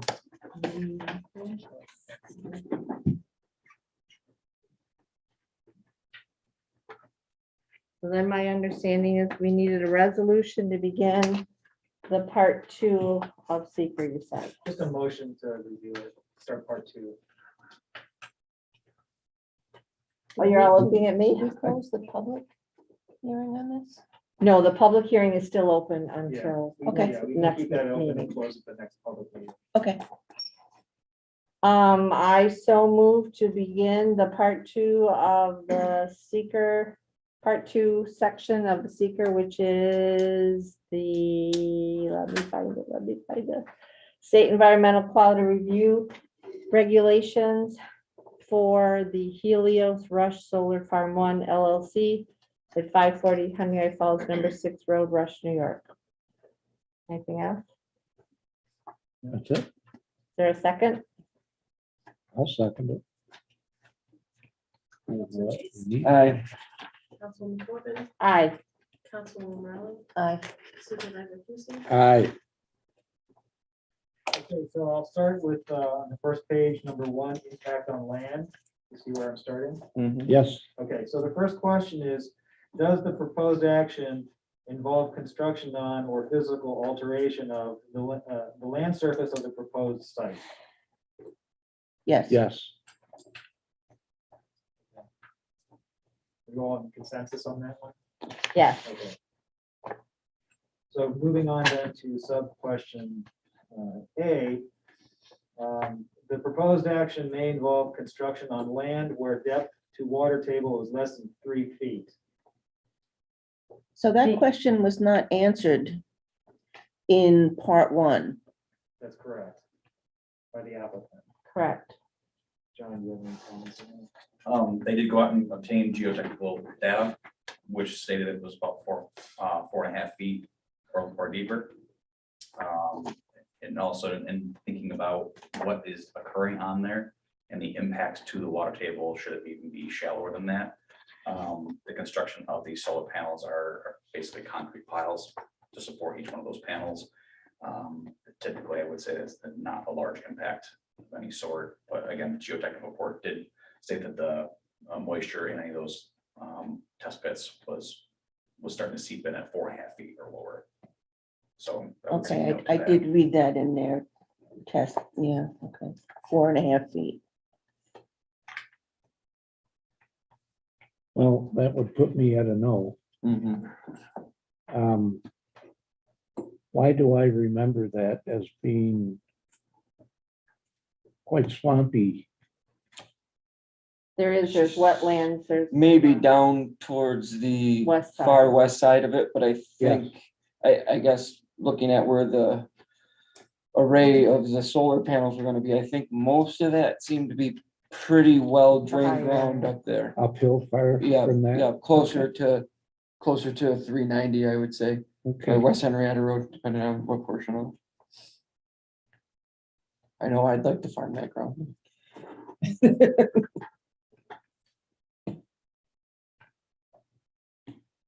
So do you have a consensus answer on this one? No or small impact. No, it's Yeah. no. The next question is, the proposed action may involve construction on slopes of 15% or greater. And theirs was 0 to 10% from what I. I didn't see any of that. It's on the part 1. Is that what you saw as well, John? So you could, I see heads nodding. Oh, we're So that would sorry. be, that would be a Yeah. no based on. Right, All right. The proposed action may involve construction on land where bedrock is exposed or generally within 5 feet of the existing ground surface. I would say no, I don't, Their report said it was greater than 5 feet. right, so I'd be no on that. No or small Yeah, Okay. impact. Next question is, the proposed action may involve the excavation and removal of more than 1,000 tons of natural material. I didn't see where they proposed that. I do not either. I don't know why they would. They answered that, no. They answered it no on the part 1. So your answer is also no. No. Correct. Okay. The proposed action may involve construction that constitutes that continues for more than 1 year or in multiple phases. And their part one said 6 months, I believe. So that would be a no, no or small. No, I wish there was just no small, moderate, or large. But it's- I know. So the people, I'm sharing our screen, I'm not checking, but it's no or small or moderate or large. Having gone through this once, it's, That's fair. yeah. Okay, so the next question is, the proposed action may result in increased erosion, whether from physical disturbance or vegetation removal, including treatment by herbicides. My thought on this in reading from their part one, they said, where will the stormwater runoff be directed? And it's gonna be directed to the wetlands in New York State 390. So I don't know if that increases erosion or if that's maybe a different question. They say they're not using herbicides in their part one. So I'd like yes for one and no for another on that question. As I know. far as erosion goes, I'm not sure that you would have much erosion on a project like that, because it's not like if they're follow DEC guidelines, they shouldn't, and then there's gonna be, I would say it's gonna be seeded down with some sort of grass, which would prevent the erosion. It's not like it's gonna be continuously broke up. So erosion, in my opinion, on a project like that, especially considering that you don't have a lot of slopes where you're gonna get a lot of running water moving quickly to cause erosion. I would see erosion, in my opinion, in this particular project, especially after construction would be complete. I don't think erosion would be much of an issue on on this particular project. It is high on the northeast, and it does slope down Slopes pretty down fast some. to the wetlands. but I it- agree with you. I'm just Right, saying yeah, it's not level by any. means. Yeah, I understand that, but I'm just trying to picture how a lot of these are going in. I know that there is some bare ground, but I know that DEC still is involved as far as how they construct it and what they're doing as far as erosion barriers, straw and mulching and things of that nature. So I'm just not sure if erosion is that, and as far as the, Well, I'm just taking their maintenance of existing balance and sheet flow towards the state wetlands. I don't know what sheet flow means. That means they're not trying to concentrate the flow into a channel. Where if you pull that flow eventually concentrates, that's when you finally get to a stream. And a little bit like your drainage ditches, that's concentrated flow. Those are higher velocities, those will pick up more silt inside the materials. They're trying to get it to sheet across and not impact the land, it's farmland. Typically, these solar companies don't want to impact or change topography. They keep it the same, so it will sheet flow across. So they put the plantings down, and that will still help alleviate the erosion conditions. They also prepare SWIPs, which they have to keep in compliance with DEC guidelines, which also reduces, that intended purpose is to reduce the erosion as well. And also take into consideration it's an existing farm field open with no coverage, and they're adding plantings to it to help, which is going to be doing the opposite of the erosion. What about the installation isn't being actively farmed? So the soil's not, but what if the border around it were to be? So that would be being tilled over. I don't know if it will be or not, but does that have any impact on it at all? I mean, there's a minor impact on it as during construction. What Okay. the farmland currently is, I can't say. Okay.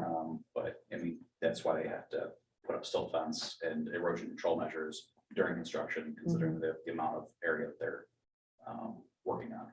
Okay. But they have prepared a SWIP to show that they're complying with the DEC regulations and guidelines. Thank you. so I struggled with this one for a lot of the same reasons that you described, Amber.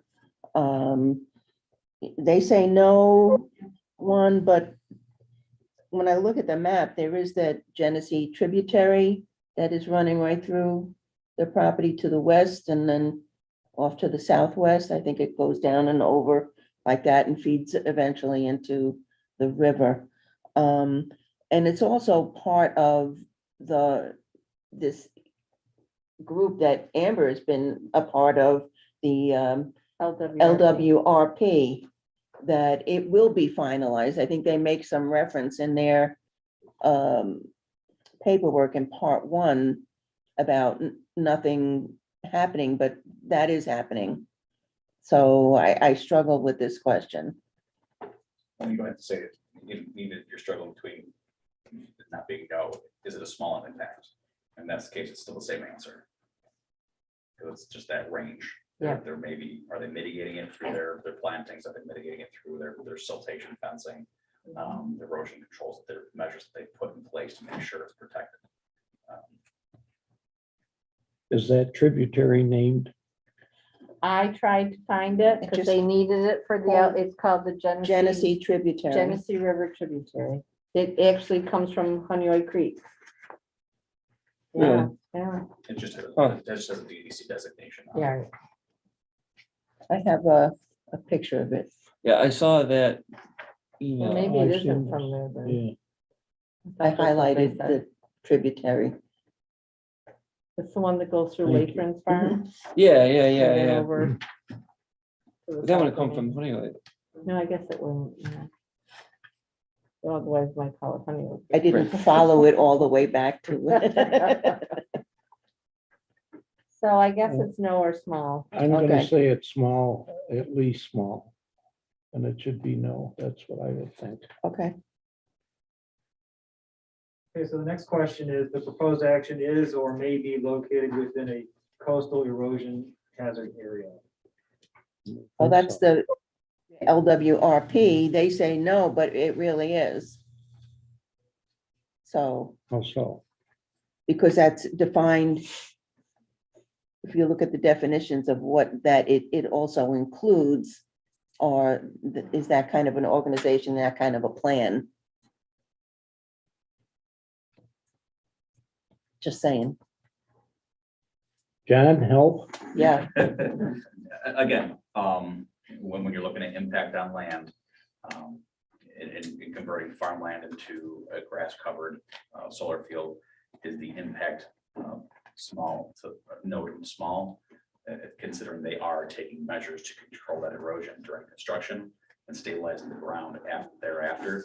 My opinion would be no to small. If it were to remain open thereafter the construction is completed, that would be a different answer, but that's not what the plan is shown. So in my opinion, it's no. I can't debate. And David, just for H, I know that we did get the 239M. I ran it by John, what the Monroe County Planning Development Department said.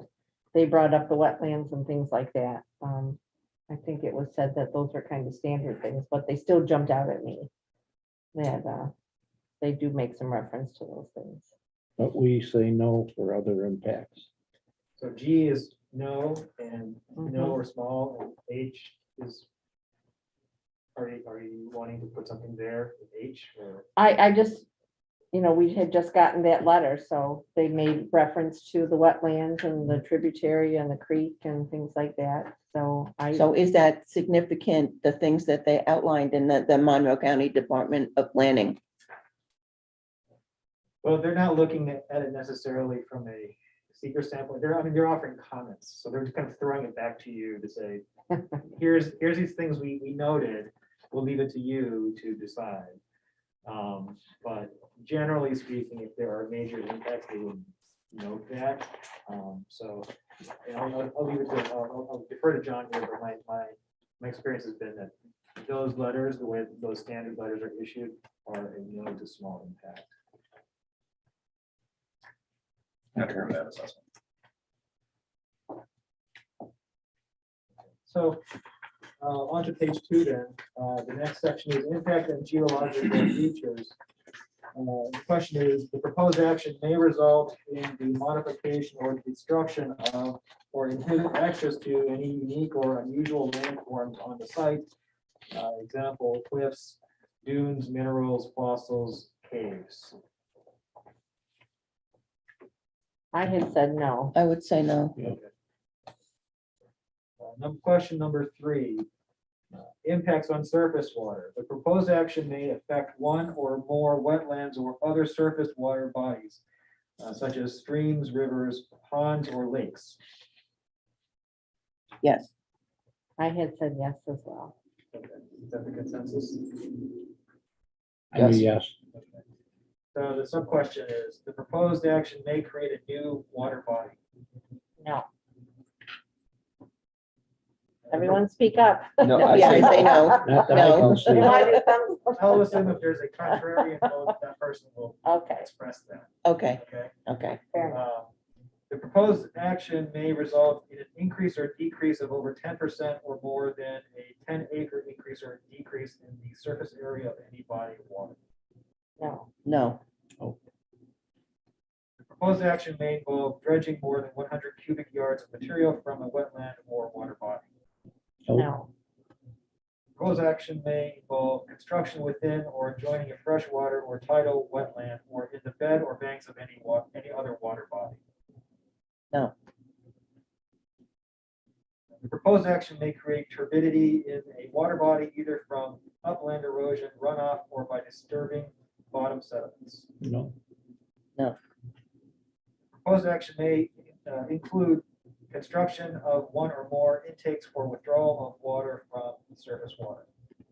no, Proposed action may include construction of one or more outfalls or discharge of wastewater to surface water. no, Proposed action may cause soil erosion or otherwise create a source of stormwater discharge that may lead to siltation or other degradation of receiving water bodies. yes. I said moderate to large on that one as well. So did I, you said a very positive yes. because that one, as opposed to a quiet no, was a yes. Sorry. Because this was surface water, and when the water's coming off all the panels, it's going to be coming off and going down that through the Genesee River tributary potentially. They also identify in their part 1 that they filled out, runoff to adjacent properties, Route 15 and 390. That's their words. I wrote those notes, but There's no general disruption of land like a bulldozer or a pan would do. So won't any of that runoff be well sifted or screened or? It will, it's by rule, has to be mitigated. So are they taking actions? They're admitting in their part 1 that yes, their action would have consequence, it would have impact. Have they done anything to mitigate what that measure would be? Is that farmland being converted to grassland? Are they doing anything? Has their SWIP provided enough information as to mitigate the effects of that, the effects of the work taking place? So the yes, you're saying would it impact? Has it been mitigated is the question. Because if it's not mitigated, in Then my it's a opinion, yes. it would be moderate to large. Has it been mitigated? In my opinion, we no to small. And I'd say moderate to large. Just because when I see how much rain we got the other day, and I look at the Genesee River in my backyard, that water's got to go somewhere. So. Yeah, there was ponding down there. Mhm. I agree with a yes. Moderate to large, you mean? I'm sorry, moderate to large. Yes, Okay. The next question is, the proposed action may affect the water quality of any water bodies within or downstream of the site of the proposed action. again, I say yes, because of it runs into the wetlands there. I can't say that I think it's gonna affect water quality because well, as long as the actual panels are not contaminating anything. It's not like you're putting anything new that would contaminate the soil, I guess, as long as everything stays contained in the panels. quality doesn't have to be contamination though. That can just be silt and. It could be, but my thought on that is, I mean, I guess my thought is if it's grass and you're not, and that grass is holding all that silt and soil together, you're not carrying that dirt. That grass is there to hold that soil in place. I mean, that's a pretty common agricultural practice to prevent erosion, is to use cover crops of grass to prevent erosion and losing that topsoil. So I think if those measures are implemented, I don't see where we would get contamination from silt coming in. And if we're not putting, if there's not chemicals or anything like that leaching from the solar panels, then I don't know where we might get a possible contamination of a water body off of this downstream from the site. That's my take on it. But I'm thinking if the area around the installation is still actively being farmed, where the soil's being turned over and it's bare soil for parts of any particular time of the year. I guess, but it would depend on where that active farmland was in relation to the panels. Are they gonna be on a downhill side of it? Are they gonna be, say the solar panels are, say the farmland is off to, say, the north or the south? It seems like most of that is gonna wanna flow from east to west. If that farmland is on either the north or the south side of that project, or even the east side of this project, then that farmland wouldn't be any more affected than it would have normally been. So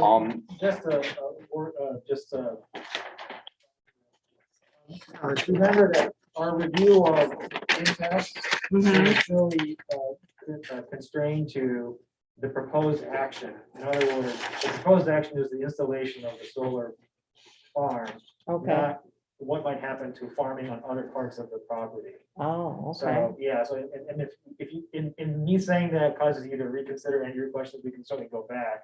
But just want to remind you, the proposed action is the solar farm being constructed, not impacts that are caused by farming on non-solar farm parcels.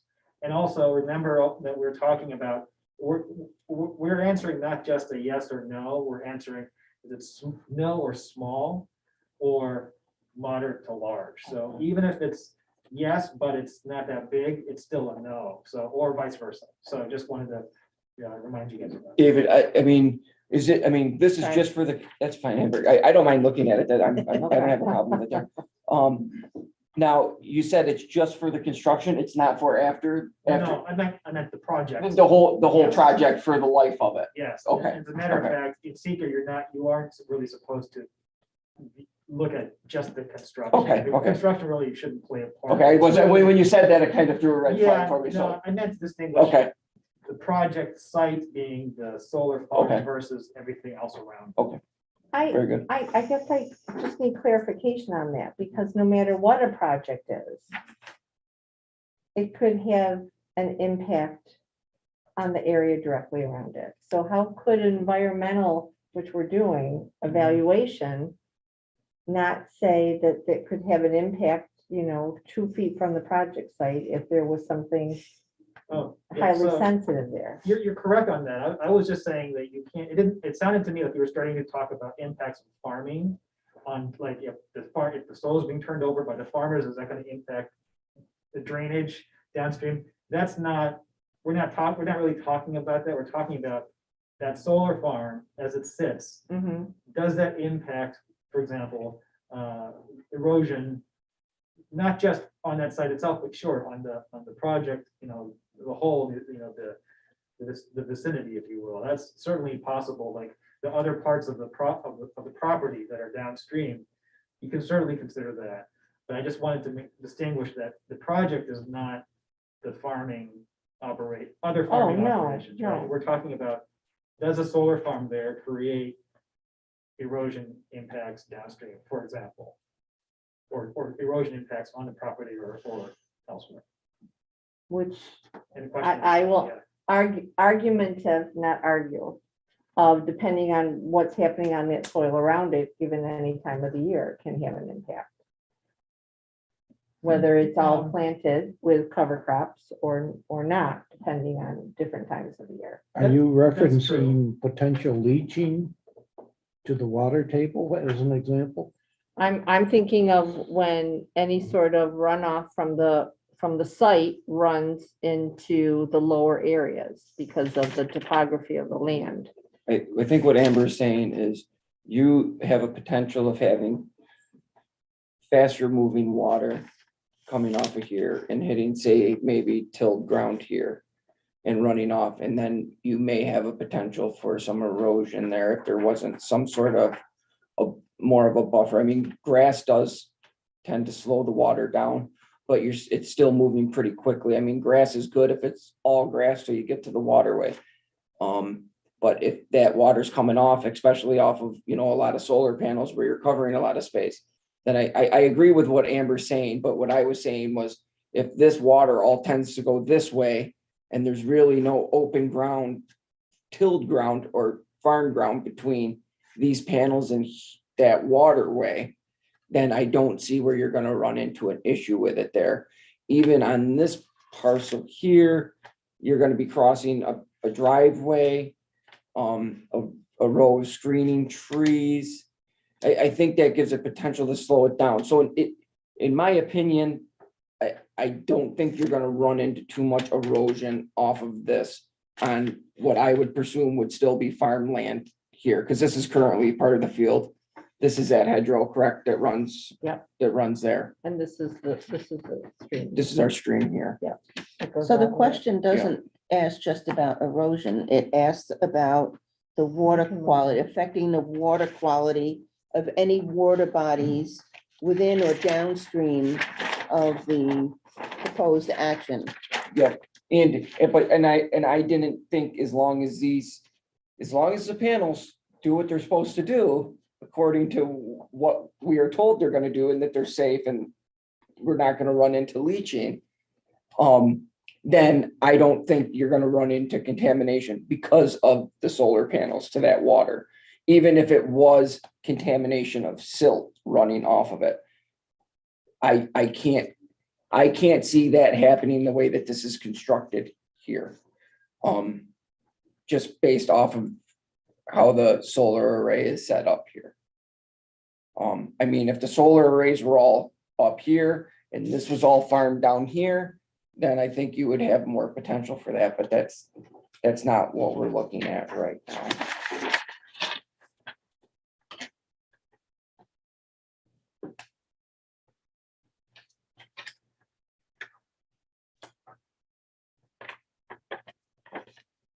We don't have the elevations over here. No. No, the water does not cross the farmland. From the solar panels. Well, I've lived over there for 30 years and I've never seen, I've just seen the creek going through Lathrop's property. It is fast moving It and is, flooded. it's a fast moving Very fast little creek moving. that runs through Latham. When there's You heavy could see rain. the creek going through the big dash yep. lines. Well, if we had another 100-year flood like we had 5 years ago or 6 years ago, I could see it, but without that, I can't imagine.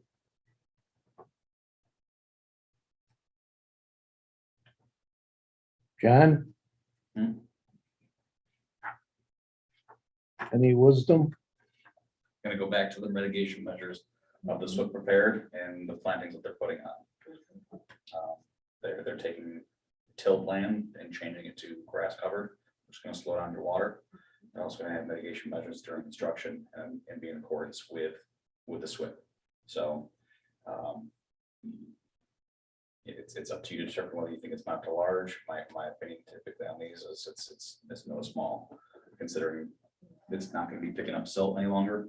And they're taking the mitigation measures to slow down any type of impact from the solar panels. Are we on H or I right now? We're on I.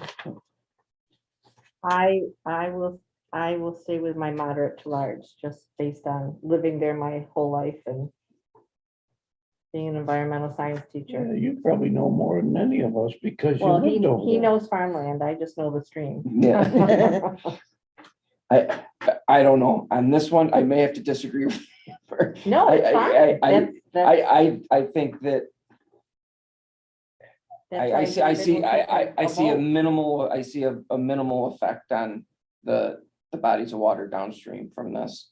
I guess I don't see any more than what it is currently, I guess is how I would put it. You lost somebody. They said they've had enough of us on this question.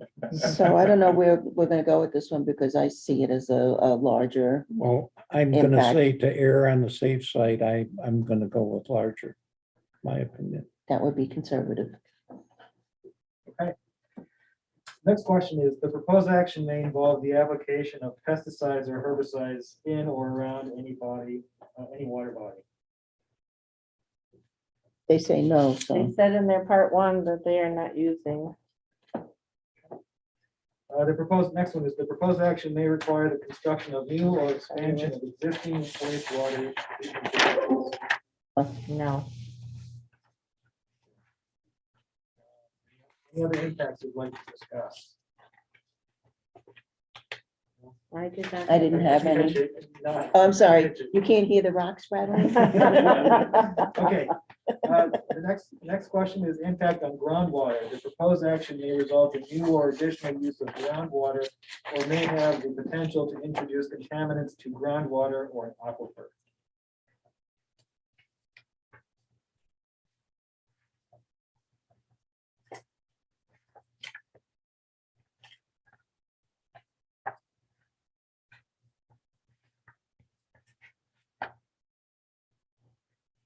I know where I go, but the town of Avon just passed a local solar law that prohibits PFAS and Gen X on solar panels because they are concerned about groundwater contamination. We don't have that in our local solar law. I had actually said no on this one, so I don't know what anyone else said. It was said before, the depth of the aquifer here. 4.5 feet. Well, that's the groundwater, That was the groundwater. water table, right? Was it? Yeah, it's a the water water table, table. yeah. Well, what gets into the water table gets into the aquifer. Right, yeah. And there's a lot of natural springs. And when you consider how many piles are involved here, a lot, which is direct access to groundwater. But are they contaminating it? Well, Nobody knows. that's the unknown. It's all Yes. too new.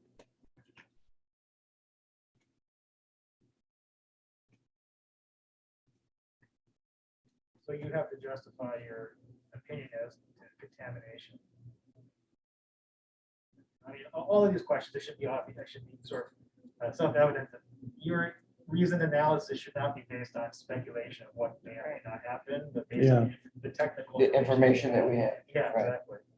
I can give you speculation, I can't give you science. I mean, based off the information that we have, obviously this isn't gonna use any more groundwater installing these panels to the part one of the question. No, but the second part of number 4 says, or may have the potential to introduce contaminants to groundwater. Yes, I mean, that's the big- hang up. And- yeah, And like David just said, based off of the information that we have, do we know if these panels are gonna contaminate it or?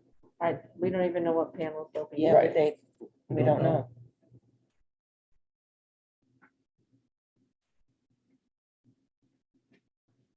Well, let me ask you this, gentlemen and board.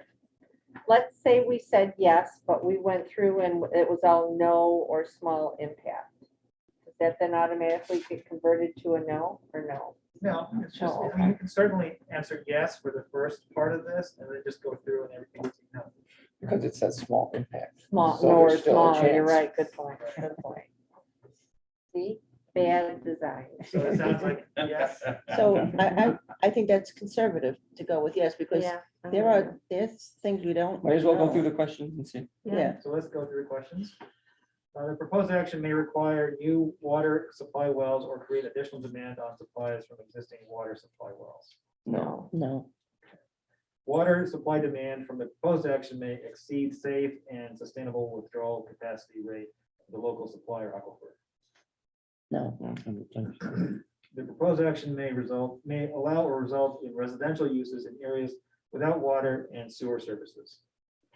Does the proposed action mean the solar installation? Is that what they mean by the Yes. proposed action? Yes, does the solar farm allow or result in residential uses without, does the solar farm create residential areas without water or sewer?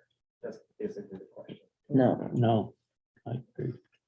The proposed action may include or require wastewater discharge to groundwater. No. no, The proposed action may result in the construction of water supply wells in locations where groundwater is or is suspected to be contaminated. No. The proposed action may require the bulk storage of petroleum or chemical products over ground or water or an aquifer. No, no, The proposed action may involve the commercial application of pesticides within 100 feet of potable drinking water or irrigation sources. they say they aren't gonna use pesticides. So no, so no. okay. Any other impacts you'd like to discuss? Well, PFAS for one, That's to think about it, serious. that's the serious one. And It could be Gen X. others, but And that's, Gen X, yeah, I'm sorry, and Gen X. I'm sorry, what? In Gen general. X. Gen X is another Gen Oh, that's used on solar panels. oh, okay. I thought you were referring to a generation of.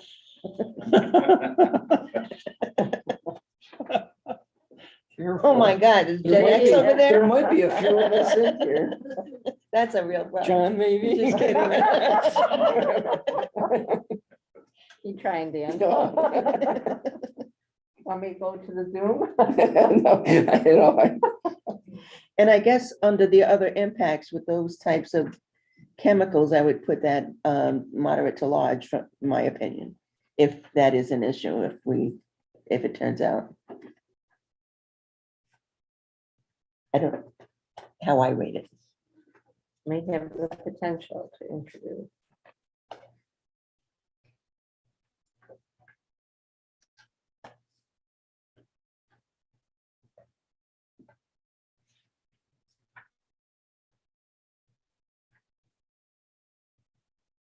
So is there further discussion on that or what? I don't think, my opinion, I don't think there are any.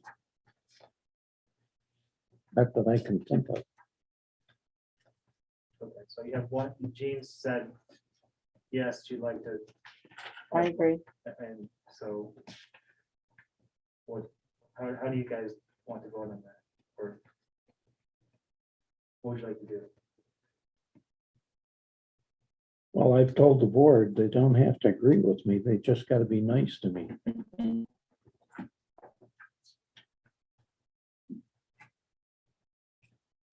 I mean, I guess if we find out that they are using PSAF or Gen X, if that's being used on the solar panels, then that would be a moderate to large impact That'd be big. in our mind then. I guess that's where, on the other impacts, I might put that in there for the contamination factor on that, and then make that moderate to large. But if that's not the case, then there's no other impact if that is not being used, and that would be null and void at that point. Okay. Do we, I. Is agree everyone in with agreement Dan. there? Yeah, that was well said. Do we put that note there? I put PSAF Gen X used on solar panels, and then I made it moderately large. I guess I'll make the note, if not used, then non-issue.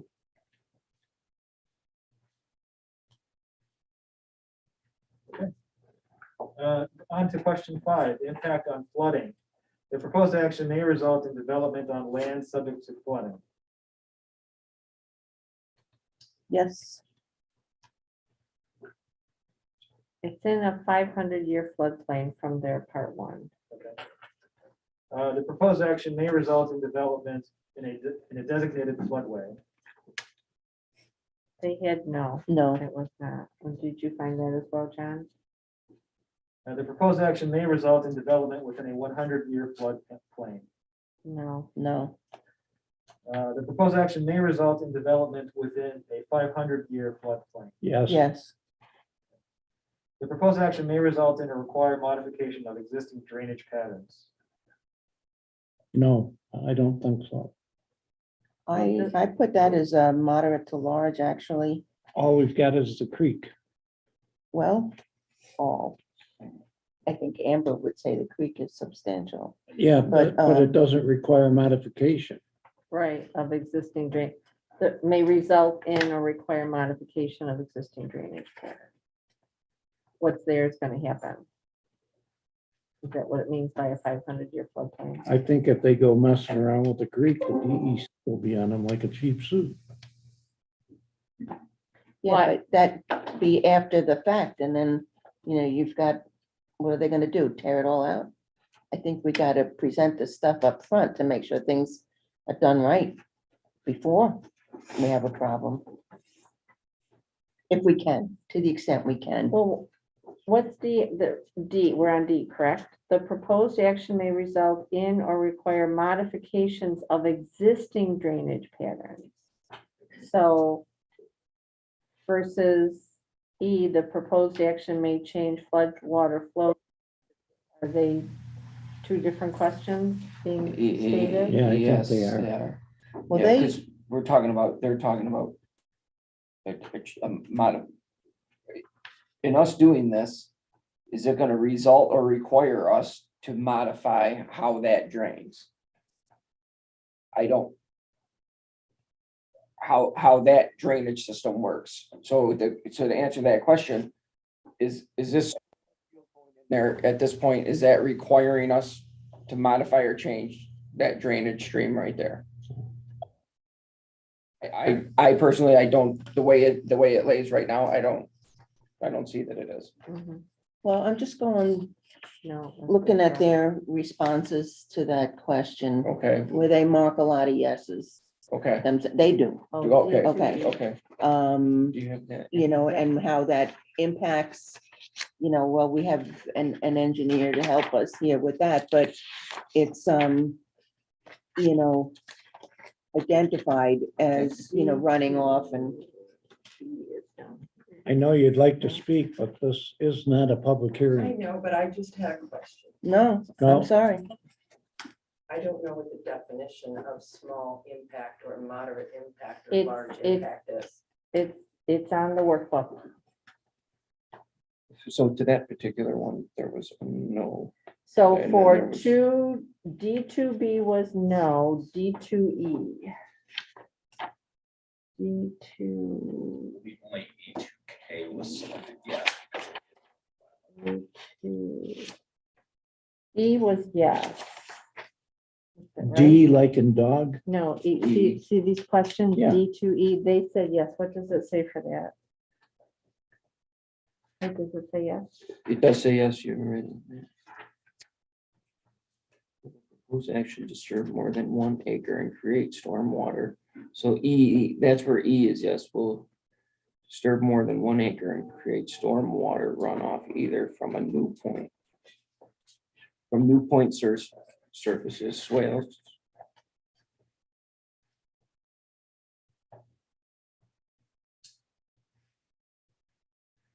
Okay.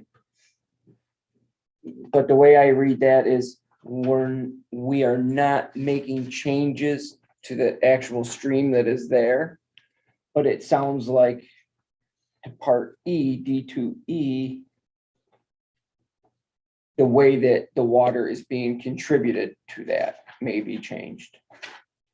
That's how I read that.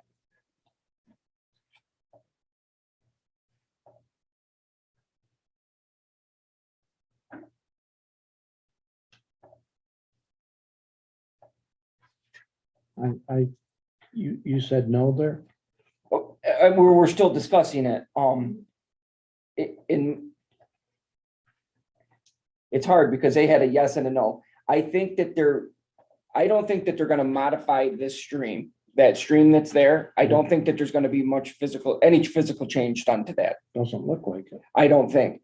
But to the D2E, I think that there probably is going to be the way that the runoff flows into that stream may be slightly altered during construction, or it says during construction or during the life of this project.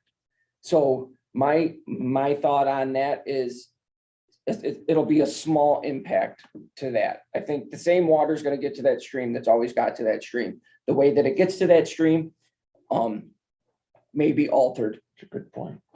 But I think that I don't see a large impact to that stream from this project. I think that stream will stay pretty well intact, is how I interpret what I just read here. Yeah, I think that's a good point.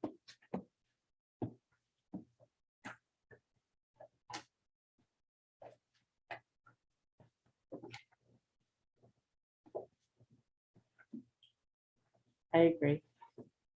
Yeah. For the, Okay. We haven't so- gotten there. I know. Okay, so that was a no or small impact for D. E is the proposed action may change flood water flows that contribute to flooding. I don't see that.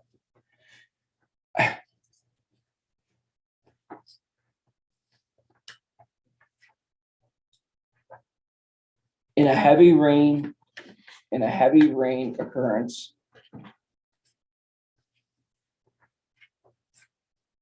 I could almost see there being a larger volume of water going to that stream. I'm sure you've got runoff from the expressway. Well, coming off the Yeah, but panels. it's all, I mean, that's always been there. We're talking about with this being here is a new element, right? That's what we're looking at. Right.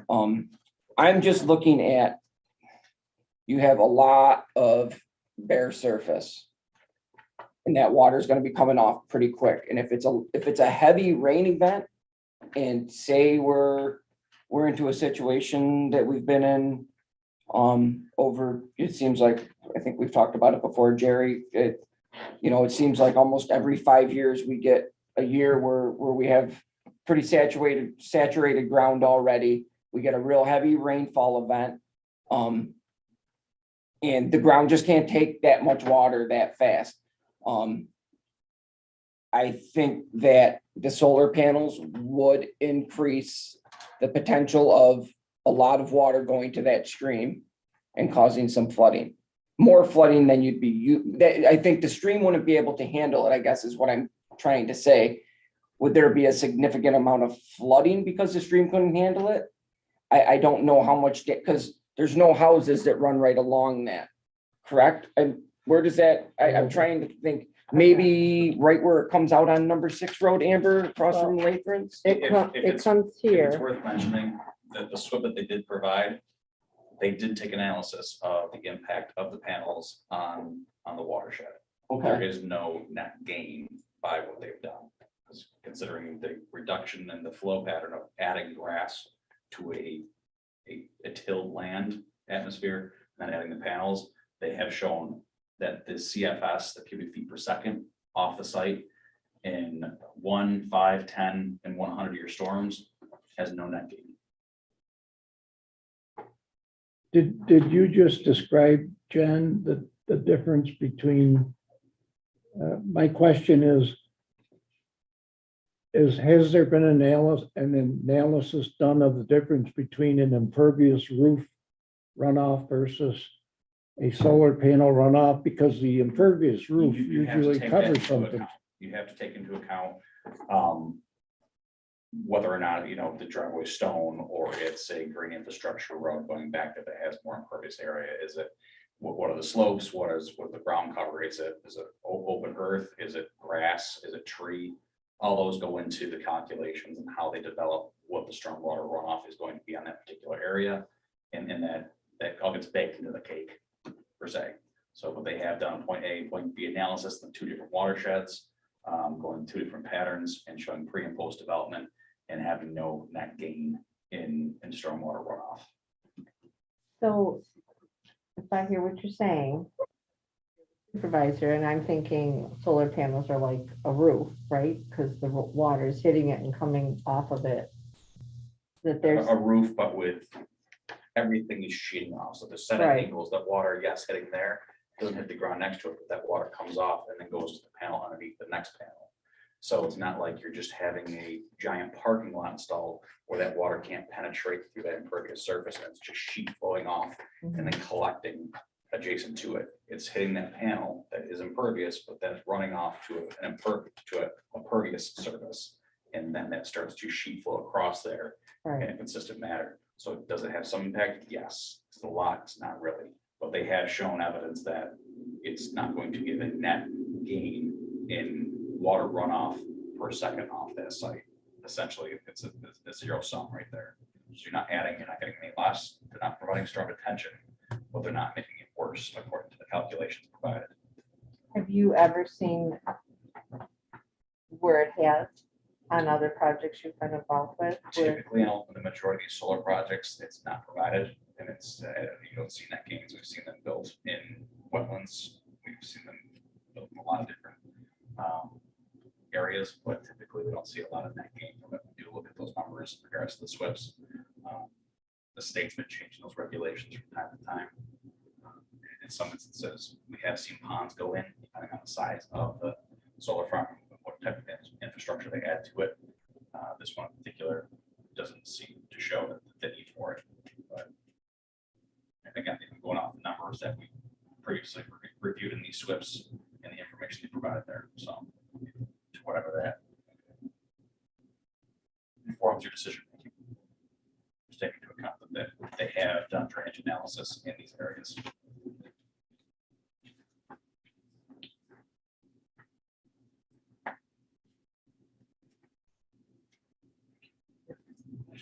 We're on E. I know, still. It's okay. I'm through this. Nada. We'll start leaving us soon. Well, Jan's definition just told me it's a no. Yeah, I agree with Jerry on that.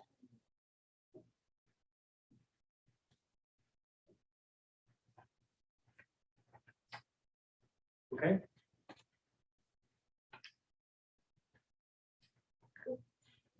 I, Abstain. yeah. I'm You still- can't do that. I think you can't deny, we've had some seriously heavy rainfalls in the last few years. Oh, yes. You know, and this idea of a 500-year floodplain impacted, you know, is, to me, unscientifically, to me, has been reduced, you know, significantly. It's not going to take 500 years, you know, to have an event. We're having events. And so to me, it's a major impact, but I agree with Councilwoman Morelli. So we're 2-2. I guess, so my point to that is, I mean, if we have a 500-year flood, I don't know that this is going to be that impactful in the outcome of that much rain.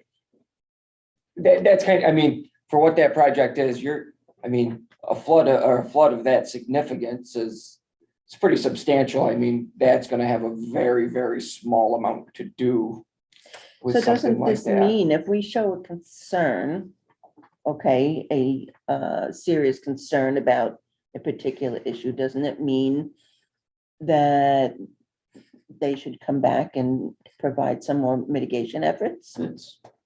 That's fair. Yes, yeah, it certainly could be the basis of further review.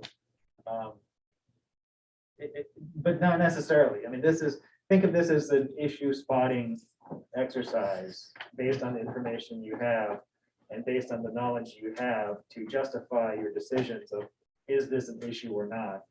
And then if you determine that these are large issues that need to be continued to be looked at, then during the subsequent stage of seeker, they will have the opportunity to, everybody will have the opportunity to explore that a little bit further.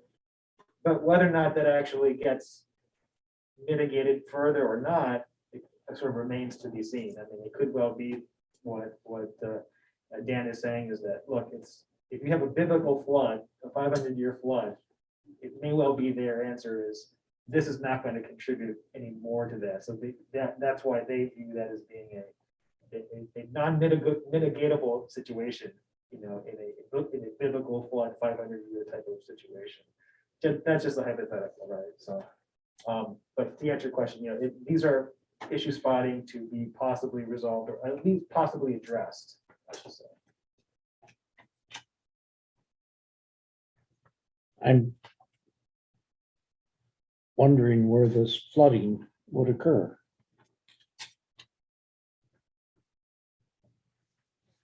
It gets into certain areas, you and John better bring that boat up to my house. You're lucky you're on a hill.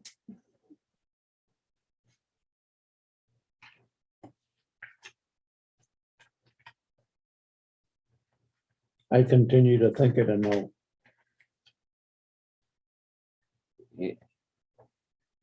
I'm just speaking off of my experience with what we've had go on, and this is a slightly larger stream than obviously the waterway we have going behind our farm there. When you do have those heavy rainfall events, it typically is, it's quick.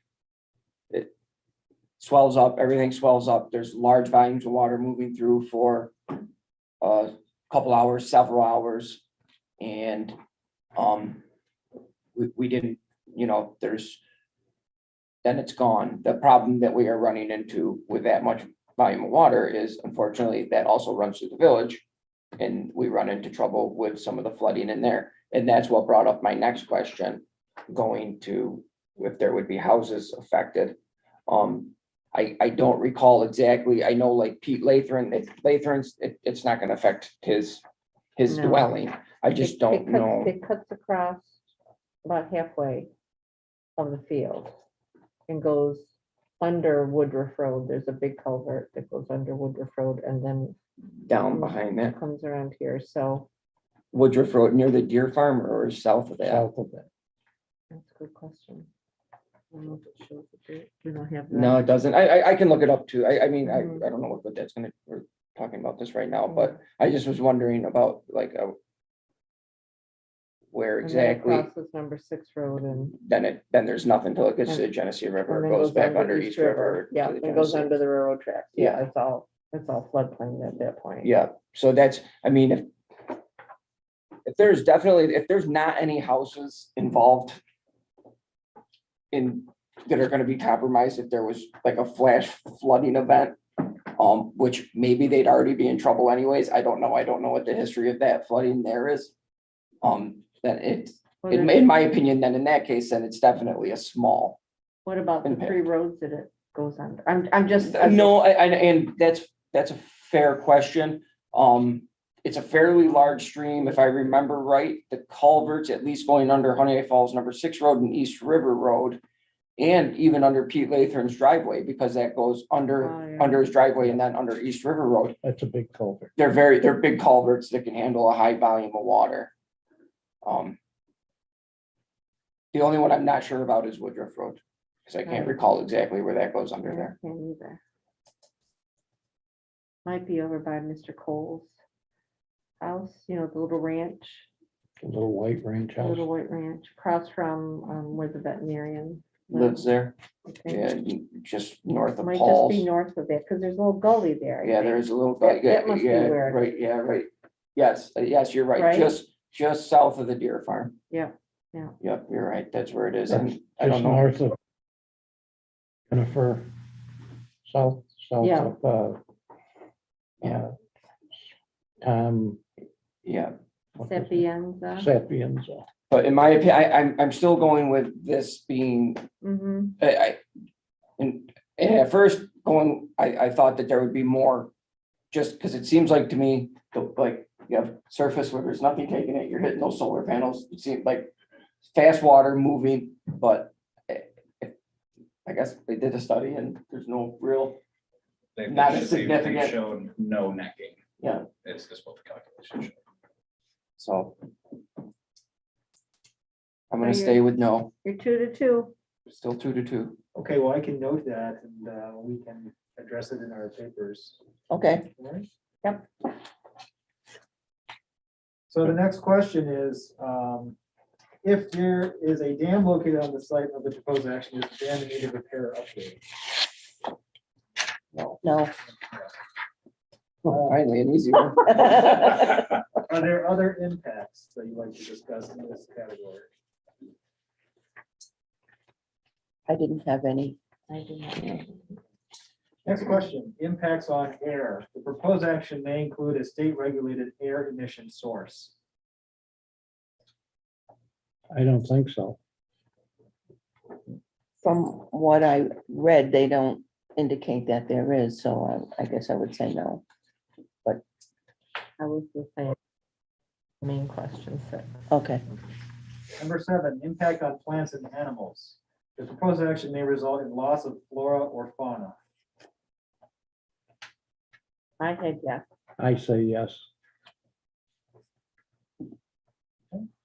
The next question then is, the proposed action may cause a reduction in population or loss of individuals of any threatened or endangered species as listed by the New York State or the federal government that use the site or are found on, over, or near the site.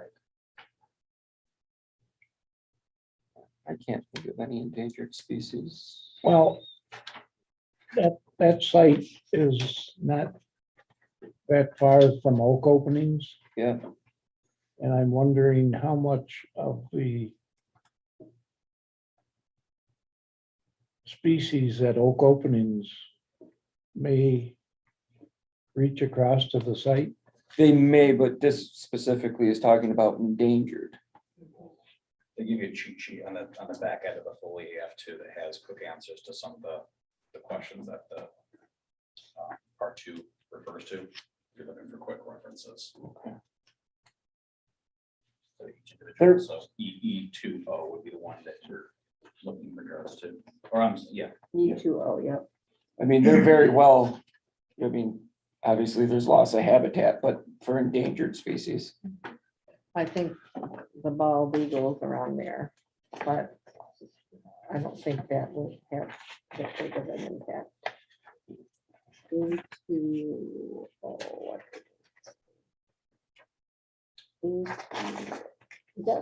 And that one does auto-populate from the DPC. Yeah. Yeah. So that's not even one that applicant codes. oh, is that right? Mhm.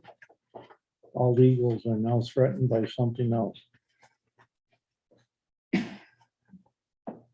So that's automatic. That's a no. No, we're small. The next question then is, the proposed action may result in a reduction or degradation of any habitat used by any rare, threatened, or endangered species as listed by New York State or the federal government.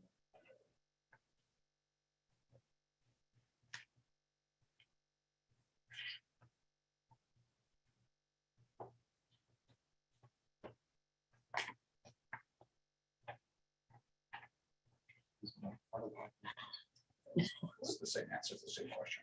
So the state says no. They say no. Yeah. It's the same question, just slightly. The modified. It's the same. EAF mapper says there are no endangered or threatened species. There are no rare plants or animals. It is in an agricultural district though. Well, that's what we've got to look at. Okay, the next question is, the proposed action may cause reduction in population or loss of individuals of any species of special concern or conservation need as listed by the state or federal government that use the site or are found on or near the site. They say no, but The proposed action may cause species of special concern or conservation need.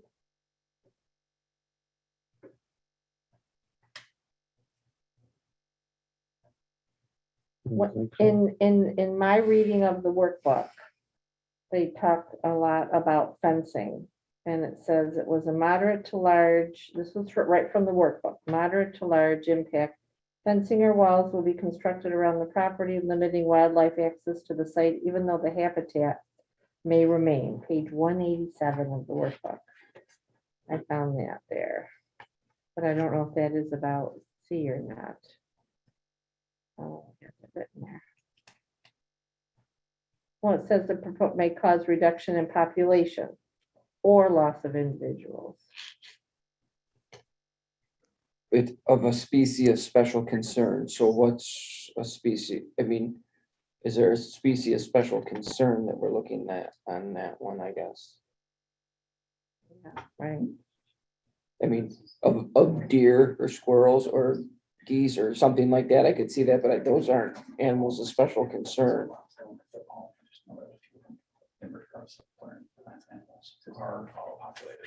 Are they? I don't think so.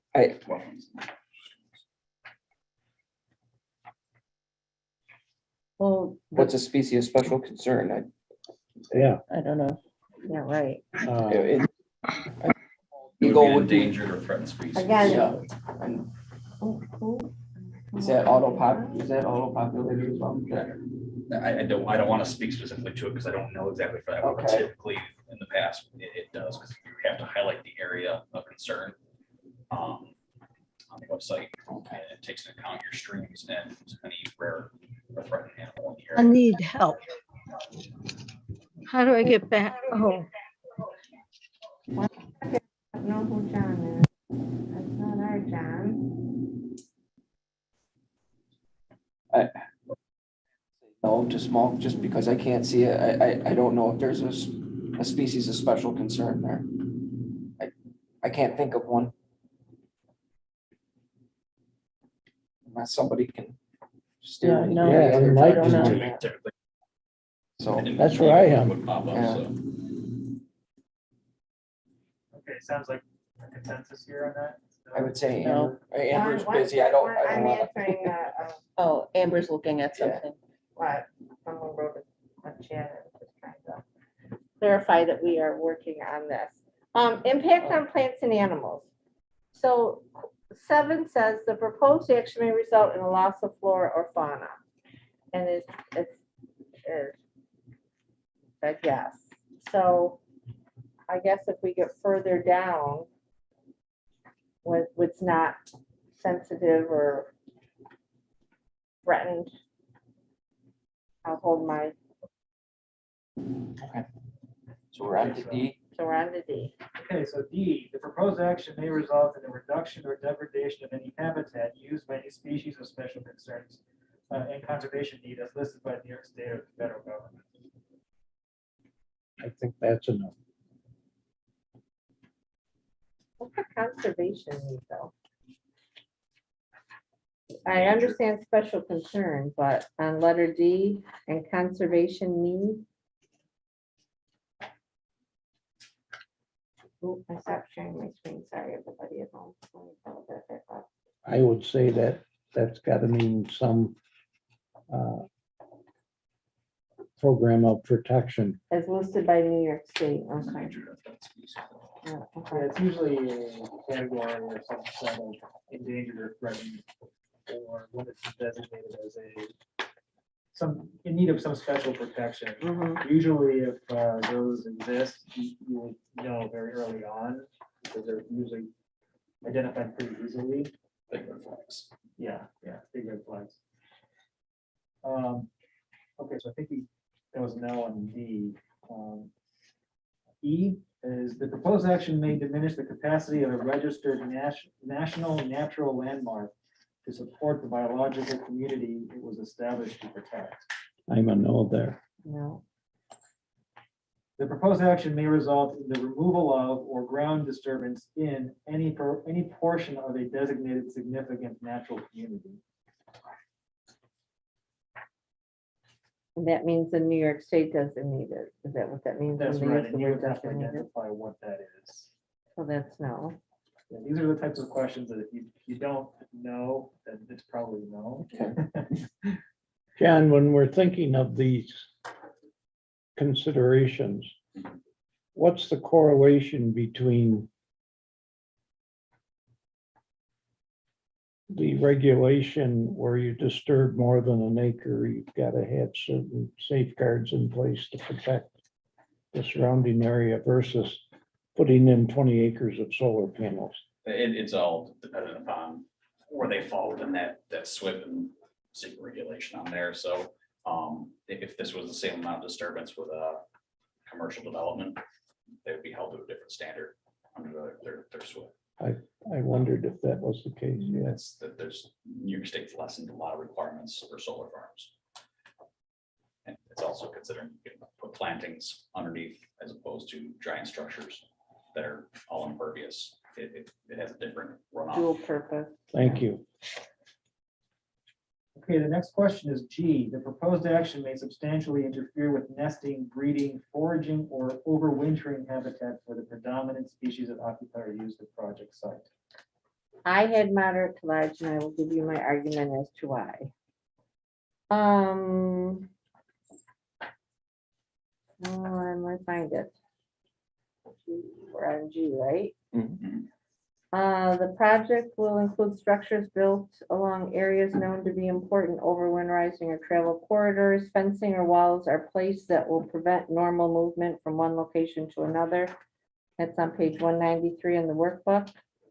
And I also wrote some notes that on page 188 of the workbook, this is right out, it says the reviewing agency will need to look beyond the boundaries of the project site during the seeker evaluation. A project site may be used in several different ways. Locations where plants are found are considered habitat because it provides the right environmental conditions for the plant growth and reproduction. Animals use their habitat for feeding, cover, reproduction, and migration. Because the animals are mobile, they could pass through the project area on a daily or seasonal basis as they travel from one place within their range to another. Or the site itself may be important for feeding, breeding, or cover for birds, large areas of continuous trees.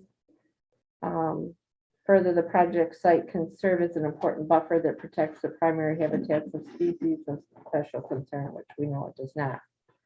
Or moderate to large, it is likely that one or more moderate to large impact could occur under one of these circumstances. Fencing, walls, or other barriers will be constructed around or on the property, limiting wildlife access to the site, even though the habitat may remain. And that's on page 190 of the workbook. So my concern is that since this will be completely fenced, that's fragmenting the habitat and preventing that movement. So that's why that was my justification for moderate to large. You just talked me into that. I never thought about fencing until I read the workbook. Yeah, I that's, agree I with did, I read that too. Okay. The next one is H. The proposed action requires the conversion of more than 10 acres of forest, grassland, or other regionally or locally important habitat. And then you would have, if you said yes, then you should identify what that actually is. And they're not removing 10 acres of forest. So I get no too small. And the next question, the proposed, Did you have something else, Jean? Wait, I just was going back and looking at, just bear with me, except. Okay, so they refer to E1B. And there is a, they have a chart here with the conversion, before and after. And so it does convert to me a significant amount. And it says more than 10 acres. Well, yeah, it does. 25 acres.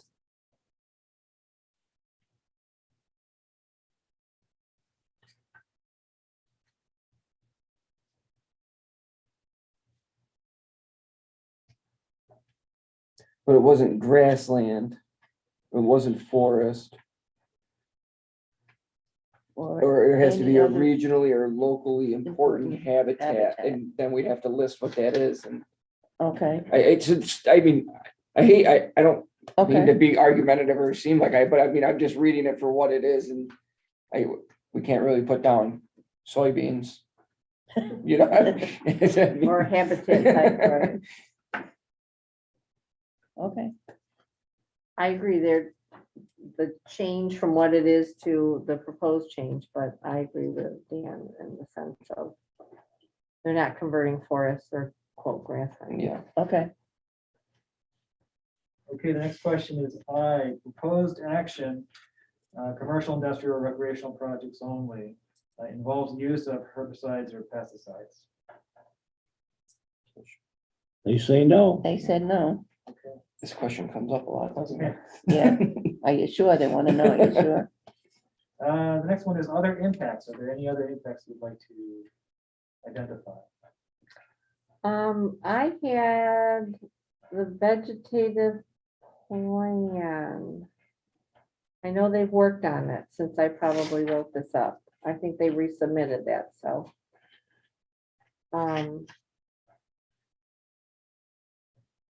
The noise produced by the inverters, even though they say it's, you know, the sound of a refrigerator.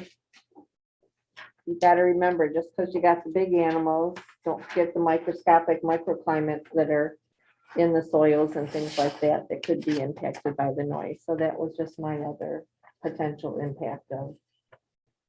You ever Yeah. heard 5,000 refrigerators run along? If you're a little bug beetle living in the dirt, yeah, I don't know. So that was my other. The noise of the inverters, how it could potentially impact the flora and the fauna of the site, not the neighboring site, not the Homo sapien.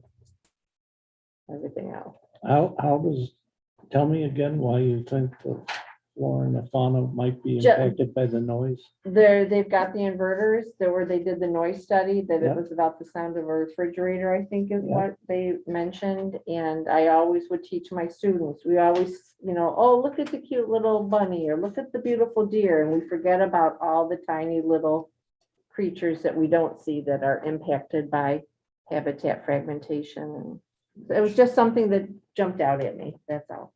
Try and port them in the circle of life for those little animals. Can't forget about them, they're part of the food web. So that was just my other, obviously, there's probably nothing you can do about it, but to me, it had an impact. That wasn't listed anywhere. Can we note it? You can note it and then identify what you think that the small, no to small or moderate to large. I don't know how you do a study on that one, but maybe there's some sort of studies out there on it. Right, I don't know. No. Again, just to err on the side of being conservative. It's Right. better To to make Make it, sure we ask our questions. so I would, then it would have a moderate to large impact is what you're saying. To Yeah. be conservative to this. I don't think it's no to small, that's maybe small to moderate. That in between. Yeah, other impacts, noise of the inverters in the actual site itself. To err on the side of caution, I think we can put, I would put moderate to large on that.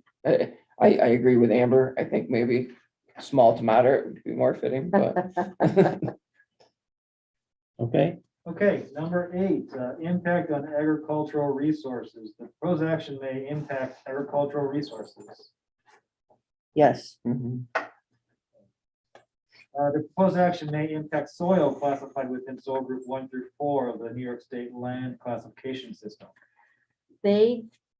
I could not find in their part 1 where they actually classified the soil types of those important 1 through 4. They just said 92.1 acres of highly productive farmland. Did you find any of the soil classification? Yes, under Did I miss E2C, they talk about fine sandy loam, 65%. Yeah, but they don't give us the soil group. Okay. Oh, I see, of that land classification Right, system. E2C. They give us the sandy loam, silt and all that, but I don't know what our, Oh, how that falls into. right, that. What- because what- the right? There's soil maps that should tell us their Yeah, they should classification, show correct? you, You would, yes. I will Yeah. stop talking, Dan. No, This no, was you're right, up- but I mean, I don't know what, Well, it says What 1 those are. through 4. Right, yeah. and that's not on there.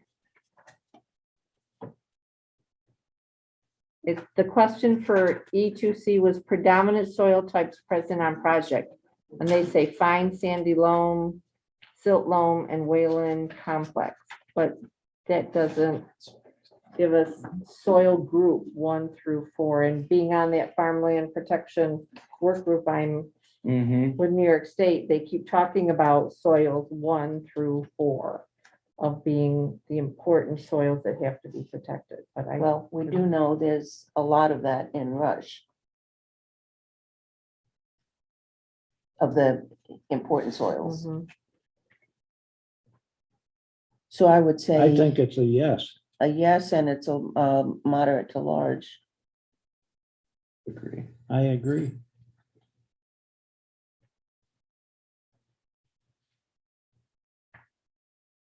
Can we also note that it's not on the part 1 of what numbers it is? It just has the type of soil.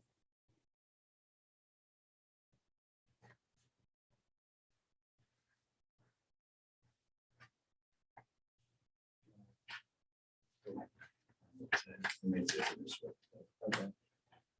We can come back to it. We'll Well, continue. That's a on- yes, it sounds like moderate to large. It was moderate to large, yeah. All right, John may be looking at something, we'll continue and come back. to it if we need to. I mean, they say in E3B that it's highly productive soil, so. Okay. Next question is B, the proposed action may sever, cross, or otherwise limit access to agricultural land, including cropland, hayfields, pasture, vineyard, orchard, etc. No, No, not with their current configuration. C, the proposed action may result in the excavation or compaction of the soil profile of active agricultural land. no. I think. What do you mean, no? Because, well, I mean, Well, what's gonna be left? The active farmland that'll be left, it's not really gonna be on that as much because they're gonna be using the driveway. all right. But the action may result in excavation or compaction of the soil profile of active agricultural land. It is currently active Yes. Yeah, then- agricultural land, and But I would there's, say it's a high impact. there's nothing in this proposed use that is going to compact it anymore. Well, They're I pounding would, in like a million. yeah, I would, close. if we're talking about this, where the solar panels are actually going as being the active farmland, then yes, then it is a yes, and it's a moderate to large. Okay, the next one is D, the proposed action may irreversibly convert agricultural land to non-agricultural uses, either more than 2 acres, 2.5 acres, if located in an ag district, or more than 10 acres if not within an ag district. Well, it's in an ag district. But it's not gonna irreversibly convert it because. How do you know? Well, their decommissioning plan, right? They're required to return it to how it was when they started. I know. Look at me, Dan. I don't I'm think giving you you're the gonna get back definition what of a you have now. decommissioning. And like David said earlier, we have to go off of the facts we were given. Not off of what we think No might happen. assumptions. Right. But their facts are only, who says they're facts? That's what we're Because provided they with. say so? Us, we're not allowed to make that presumption. No, all right, but I am. And We- if we I'm can- we can overruled, do it in then our you can head, but we overrule have it, to- but we have to I do would it. say it's like an absolute to me, but. I would agree with you, but. Okay, So that's no. I'm going with no. No, this is It- small, It's okay. it's small. All right, E, the proposed action may disrupt or prevent installation of an agricultural land management system. That's an agricultural. land That's- management system. Yeah. What's the, I couldn't find that in the word book. I read that and that was a question mark. Installation of an agricultural land. Like, like the land conservancy or putting it into like a Crop be something like rotation. that, like a land or, like a wetland, like a wetland easement on it or something like that. Well, the two questions they say to look at don't help at all. in my Alternate opinion. grazing, that kind of stuff. It wouldn't be like alternate grazing or anything like that. It would be more of like, if there's like, sometimes the government will come in and they'll help. Like if you have a swamp, they'll come in and there'll be like a wetland, conservancy kind of, and they'll come in and help develop, like a wetland to attract like waterfowl and stuff like that. So I'm wondering if that's an agricultural land. I mean, you're managing that land to, to help with it, or if you were gonna sell, like with the Genesee Valley Land Trust or something like that, for the building rights or to keep it active farmland would put doing something like, I don't know if maybe that's what it's talking about. Is that an ag land management system? Never heard the term. All right, I'm on question 8. Go ahead, Donna, you, let's see if I can find it here. I think our sense is. If we don't know, it's no. It's probably no. Okay. You would know if this was an agricultural land management system candidate. Okay. That's my guess. Well, it could be a candidate, but but if this is on there, then is it not anymore? On the workbook, on the second paragraph, farmers also need to be able to install and use various land management systems to support the farm operation, including irrigation, manure spreading, and the ability to move equipment over roads and bridges. Use various land management systems to support farming operations. Well, that didn't help us, did it? Well, if that's the definition of, so their land management system is basically how they access the fields, and is that basically what it's saying? I don't know how to use that.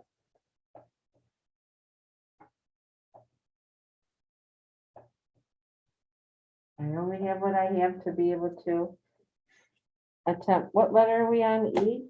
Is this E or E. D? Yeah. E.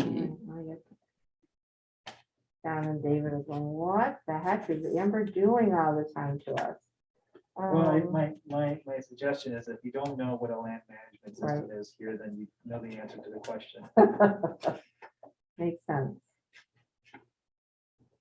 Agricultural land management systems, ready, Dan? Mhm. Includes placement and use of irrigation lines and equipment, fencing, crop and soil management, fertilizing, plowing, preparing, tending crops, soil erosion control, manure management, etc., pesticide control. This question explores whether proposed action would disrupt or prevent these agricultural activities. No, So that is that question. it's basically asking, is it preventing you from farming? Gotcha. That's kind of what we just described Yeah. there. It is. Okay, the next one, F. The proposed action may result directly or indirectly in increased development potential or pressure on farmland.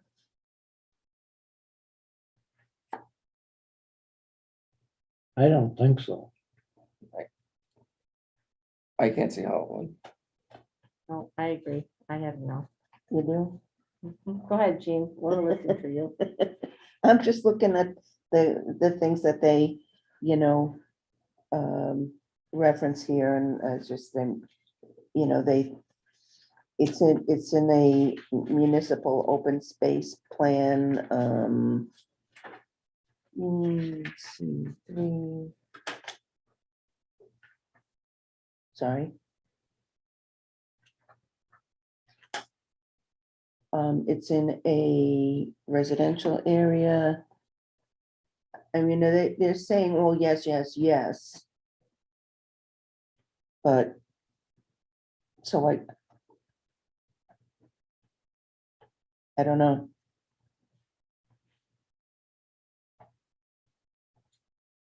Increased development potential. Yeah, I know. What kind of development? The building of this industrial solar facility would result directly or indirectly in increased development potential or pressure on farmland. I guess it could create pressure on farmland to put additional ones in. Or does it mean the Or you're farmland? taking farmland out of production? Pressure on other, I wasn't sure, but is, Mhm. I'm gonna still have to go with no on that, only because we already have a solar law that puts a cap on what we can do. Oh, good That's a point. good, that's a good point. All right. Excellent point. okay. Thank you. Okay, No, sorry. Are we all set? yeah, Okay. G, the proposed project is not consistent with the adopted municipal farmland protection plan. it is not, in my opinion. No, and that would be That's moderate. moderate to large.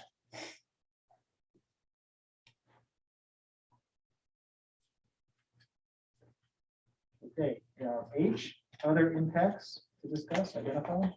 I did not have any. Well, as I was saying just now, would it put pressure to find other sources of farmland for, planting crops? You're taking farmland out of production. And is there, I know you're saying we have a law that we're gonna mitigate how much you can convert, but is it a consideration? That's what I had in there. Yeah, I guess, I mean, I guess every farm's different. Maybe not, let's say it's a farm that was gonna retire. If, let's say, if I didn't own that land and I was leasing it, and the landowner said, I'm gonna put solar panels up, now I no longer farm that land, I wanna continue farming, then yes, that puts pressure to find more land to make up for that space. That's what I meant. But if I'm not, say, I don't wanna grow anymore, I don't wanna expand my business as a farmer, I don't wanna do that, but I can put solar panels on this piece, then it's not gonna put more pressure on other farmland because I'm not actively looking for land to replace that. So it really depends on the person or the situation. Depends on the environment. Yeah, it just depends on the situation, really. The Because individual and if, the situation. there's some areas around here where farmers don't even mess with a 25 or less acre field because they've got equipment to work 100 and 200 acre fields. Mhm. Yeah. So it all depends on location. As far as putting pressure on farmland, I don't know that this is gonna do it. There's always gonna be pressure on farmland, in my opinion. There's always gonna be people pushing, trying to get it, jockeying to get I know, land from but other people. We're looking at this, will this add to that? Well, Just the, This particular project? No. Are there other projects that might? Yes, but this particular project, I don't see it doing it. okay, If we're keeping it just to this Mhm. Helios project, then in my opinion, then no. I don't think the farmers that was farming that land is actively looking for more land to pick up at this point. So he's not getting rid of this and putting pressure on another farmer because he wants to make up for the land he lost there. So no, there's no pressure coming from that, in my opinion. You would know. okay. better than I do. Hasn't Bruce been farming that? Yes. Okay, on to question 9, impact on aesthetic resources. The land use of the proposed action are obviously different from or are in sharp contrast to current land use patterns between the proposed project and a scenic or aesthetic resource. Yes,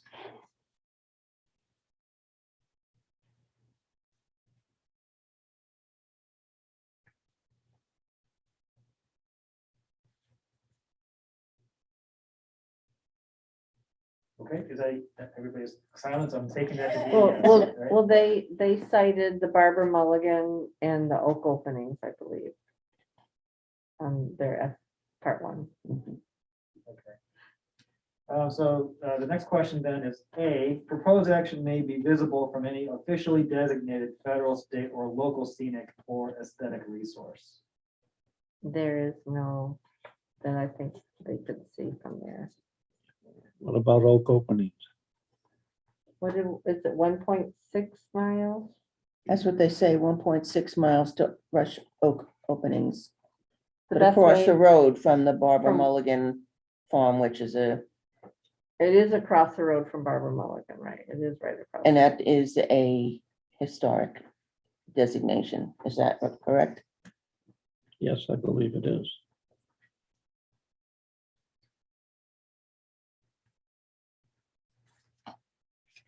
So the answer is yeah, A is moderate to large what, or no to small. Well, I had moderate to large. I think it is. I can go with that. Next one is the proposed action may result in the obstruction, elimination, or significant screening of one or more officially designated scenic views. No, No.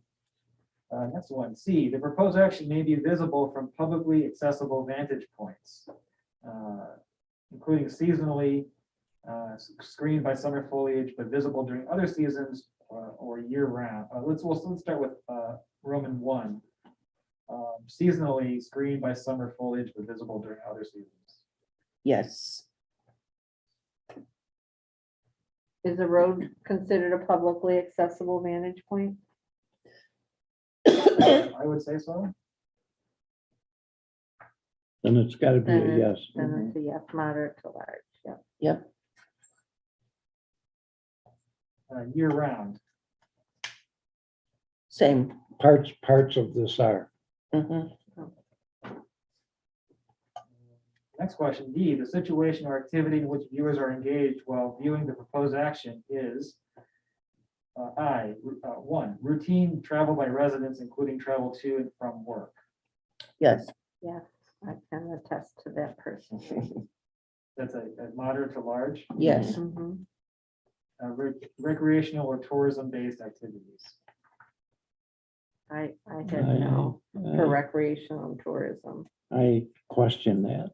Hunting, does that fall on that? I don't know. didn't think so, Yeah, that's not really, I wouldn't say that it would, Not tourism. no. Okay, Okay, E, the proposed action may cause a diminishment of the public enjoyment and appreciation of the designated aesthetic resource.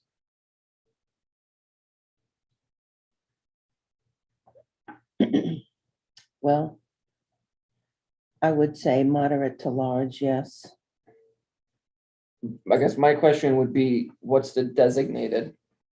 Yeah, so this question, these questions, or this question in particular is, the focus of these is public enjoyment of a designated aesthetic resource. So we're kind of talking about, a public park, for example, something that, an area that is this project going to impact the public's ability to enjoy a park, for example, or other type of designated aesthetic resource? So, Well, It's how not about just any people resource. walking in their backyards and looking out? yeah, it's, so for all of these categories, I guess maybe I should have said this sooner, but this is probably the right category to talk about it. When you're talking about impacts like this, you're talking about two things. One is magnitude and importance. Magnitude is obvious. It's how big is the impact, like size-wise, physically size-wise or whatever. Importance is a category that involves how many people are impacted by it.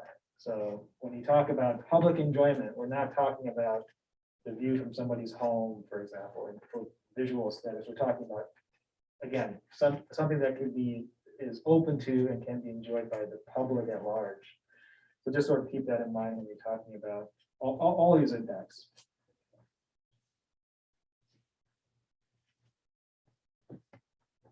I guess for E, I'd say no to small then.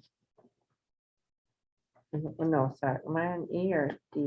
We're on E. They're all starting to run together. Uh-huh.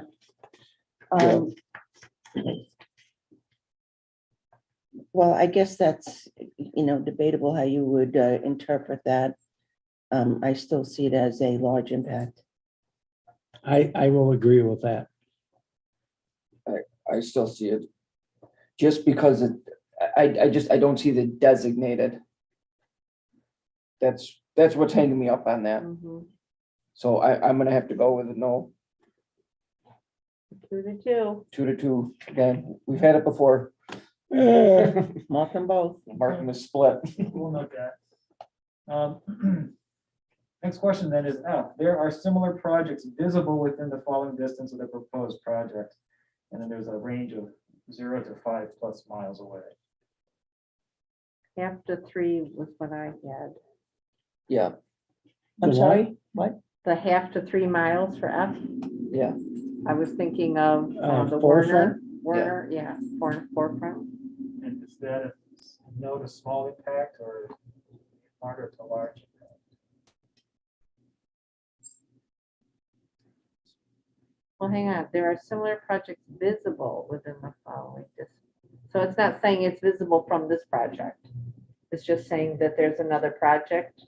I interpret this question as meaning from this project that is forefront within this range of distances visible, and if so, is that visibility, does it have a small or large impact on visual aesthetics? I say a small impact. But we can't see it from this one. Is that what we're saying? Yeah, and I'm not sure, it depends on where you're Time at. of What if year. you're on 390 in the winter time?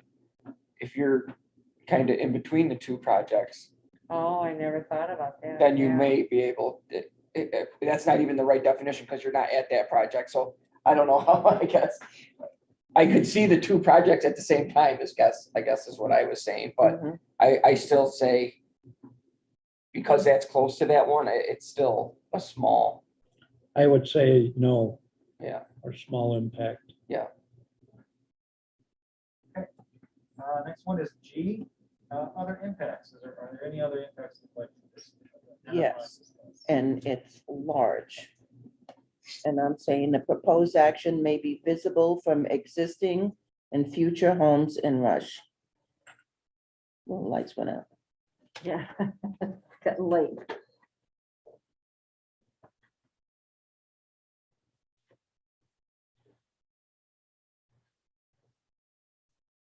Visible from existing and future homes. Yep. Which it is. Well, I would yeah, it is, say- because I've gotten a lot of residents complaining about that. I would remove the reference to future or proposed, because that's speculative. Okay. Leave it existing. Existing, because you have no idea what proposed developments will ever go in there.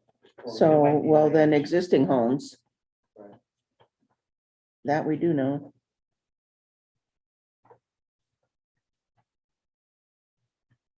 And that's a moderate to large.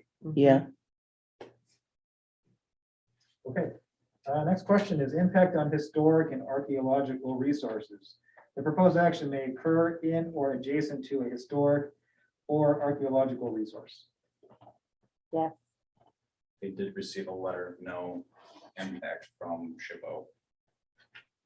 But it is an archaeological resource. That whole area is.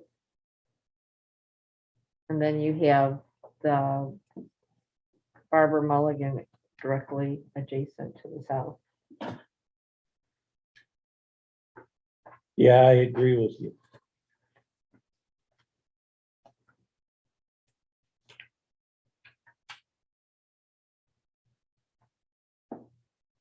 Yes, okay.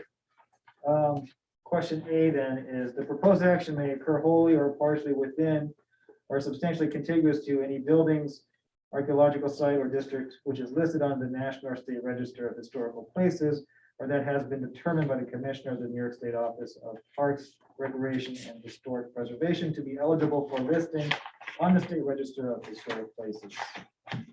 And I'm pretty sure the EAF mapper A national or state register of historic places, yes. Digital mapping data for archaeological are not available, refer to EAF workbook. And then national or state register of historic places for state eligible, the Barbara Mulligan Farm.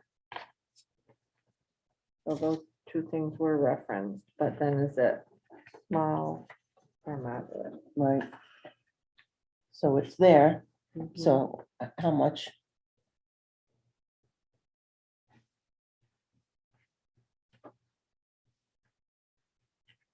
Well, the question says the proposed action may occur wholly or partially within or substantially contiguous. So if a road separates the historic property to the proposed project, is that considered contiguous if a road separates the parcels, or do they actually have to be like? I've had boards, absolutely, certain historical landmark sites on federal registries. Development that's tried to be installed across the street has been stopped because of that particular. So the road So I don't has no say the impact. road dividing it. I don't think has any bearing on it. Okay.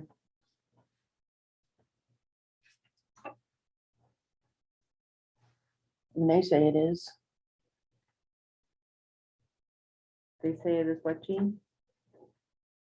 Under C3, well, Right, but is it no to small or moderate to large? That's where I'm. well, they have a yes, historic building, a district, Barbara Mulligan Farm. And in which they say is considered locally significant.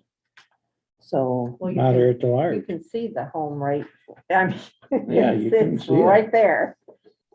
Say moderate to Yeah, large. I agree. Okay, B, the proposed action may occur wholly or partially within or substantially contiguous to an area designated as sensitive for archaeological sites on the New York State Historic Preservation Office Archaeological Site Inventory. and it does, it is, again, by their own findings.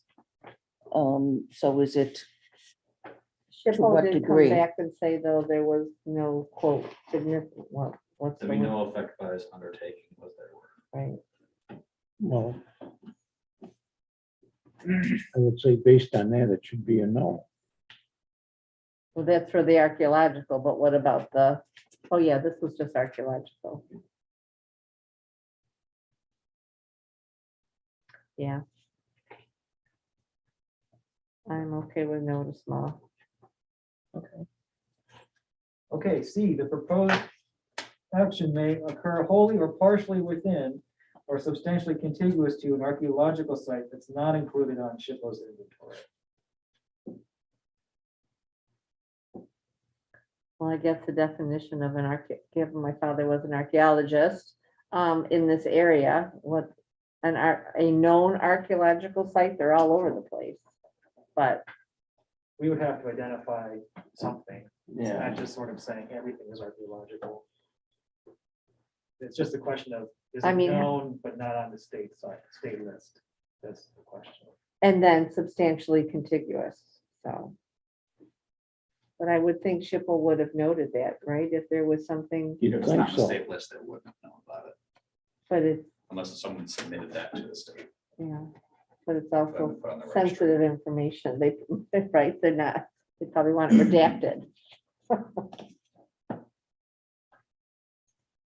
I guess that it would be no or small. I can do that. Okay, other impacts. to identify in this category. With 10:20 supervisor. We still have more to do on our agenda. I don't know how far we want to go tonight. 10:20.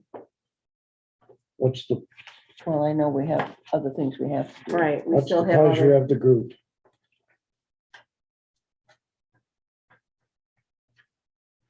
Does not matter to me. You're young. yeah. How many more do we have to go? Well, we've got, 3 more pages.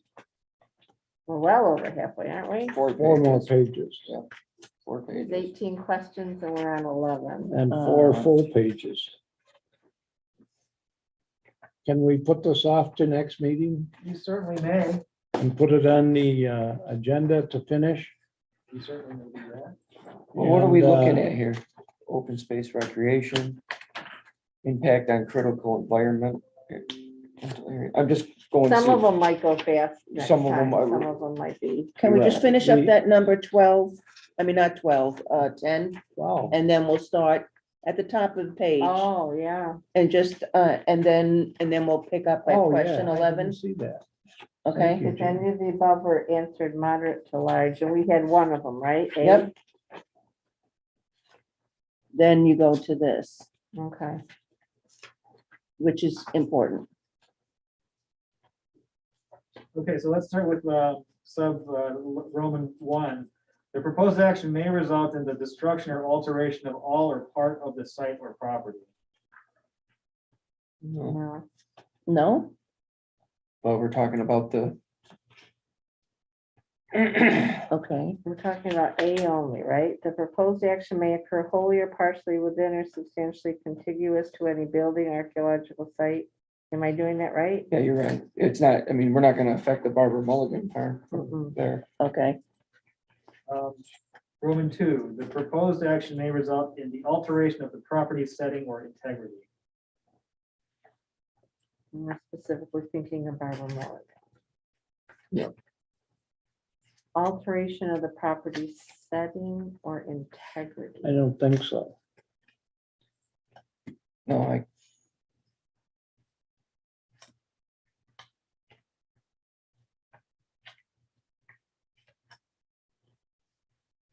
I'm a no.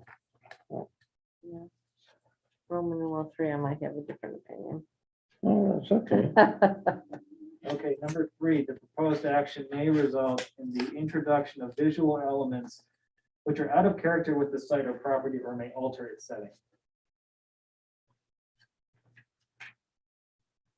So the visual element of the solar installation, is that considered out of character to Barbara Mulligan? That's how I interpret it. Am I interpreting that right? But there are other areas that they have also identified Oh, okay. in their report that they reference, you know, not only the Barbara Mulligan site rush oak openings within 1.6 miles. So they're saying, yes, this exists. yeah, So to me, that Yeah. that particular one is a moderate to large. Roman numeral 3, right? Yes, I. number 3, yeah, I. Sorry, it's not Roman numeral 3. All right, I'll go with that.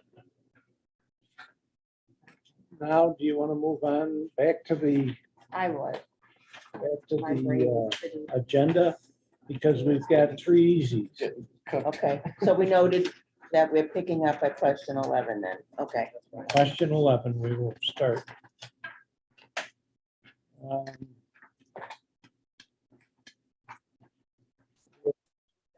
Business, and we have a resolution to approve the quote for general code. The town clerk informed us well of what was involved. And I'm ready to pass a resolution to approve the quote. Absolutely. Yeah, yes, yeah. Not because it's late, only because I read through what she sent me and I don't have a good alternative. Deputy, do you have the resolution to read? I do. I so move to approve general codes quote for the codification and supplementation of local laws 1, 2, 3, 4, and 5 of 2021 adopted by the town board in an amount not to exceed $1,400. Second that motion. Councilman Chase, I, Councilwoman Corbin, Aye. Councilwoman Riley, Aye. Supervisor Husting, Aye. We have next a resolution to accept donation of furniture for the history office. A little bit of background, this was used by the vegan practitioners among us, Carol Barnett, Ted Barnett. And because they're moving to full Zoom, I think it is, they no longer have a need for the furniture. I'm told the furniture is all in very good condition. And when we think about the 1911 house, it would be good to have it over there. I talked to David and David said we should pass a resolution to accept it and take it under our care. Do we have to say who we're accepting it from, or just that we're going to accept a donation? Oh, you may, it's not required. but it's Okay. right. I just didn't know. So I so move that the town of Rush accept the donation of furniture and other items for the history office. If that's- I'll second that.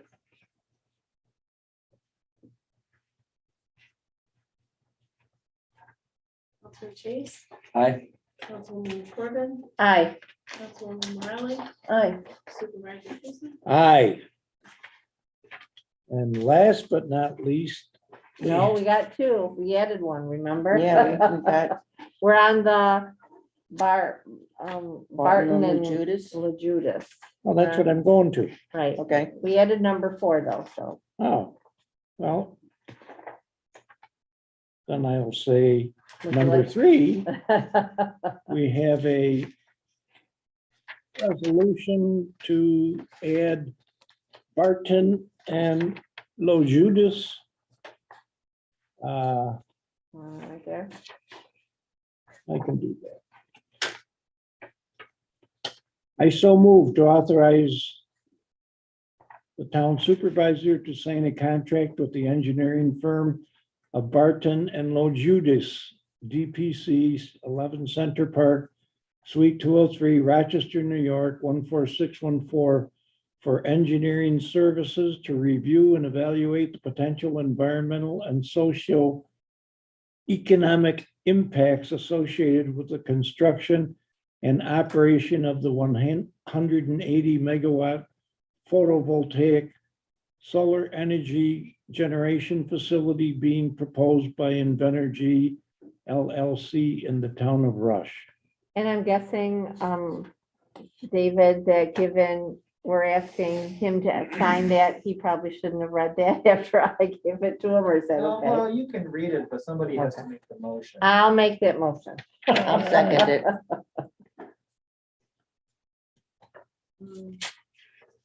Does everybody know what this is for?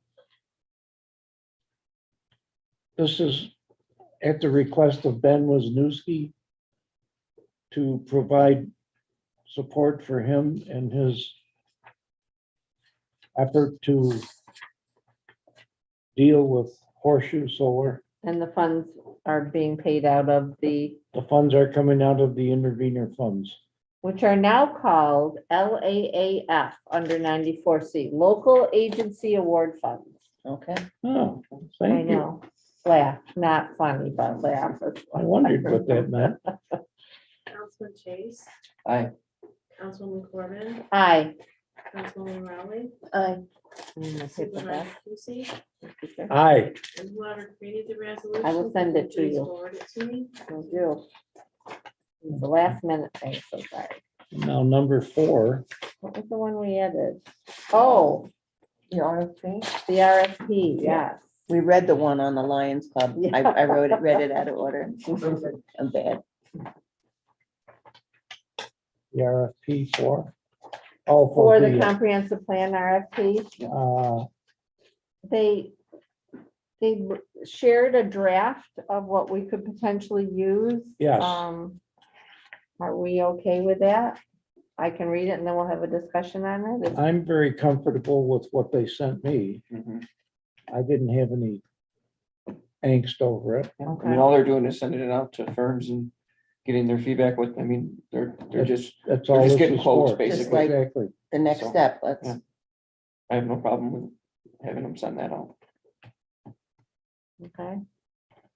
I'm good. Do you have, do we need to? I do have the draft. Do you want me to read that one or does Please. anyone else? Okay. Can I ask a question? Mm-hmm. How does that work with it coming into the town hall? The specific way that Mr. Kraus stated? Given the RFP coming in, usually it's open and scheduled time. Yes, it will have to come in at a scheduled time. That's what he said. I know that. I'm just asking if that is definitely something that is gonna happen or not. Oh, yes, Okay, absolutely.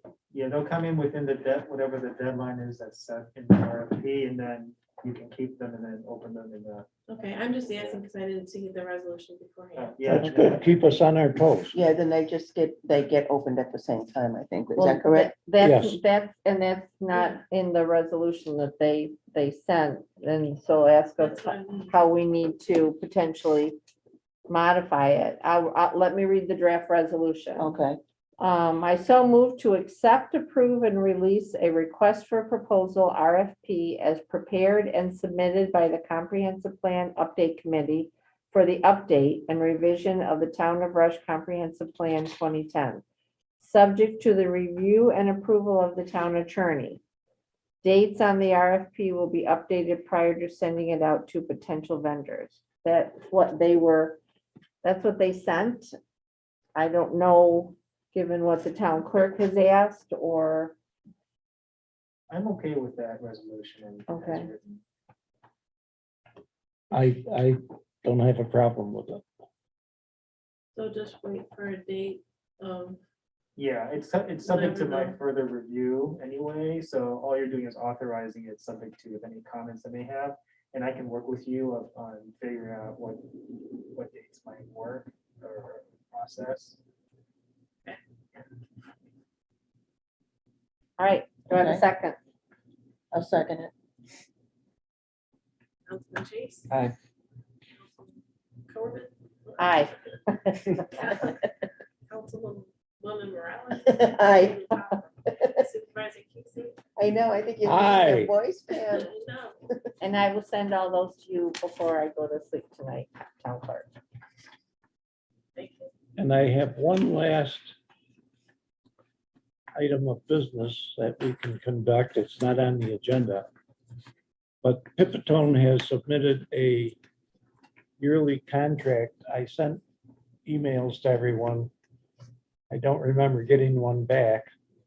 The yearly contract is $3,750 plus tax in 4 payments of $937.50 plus tax.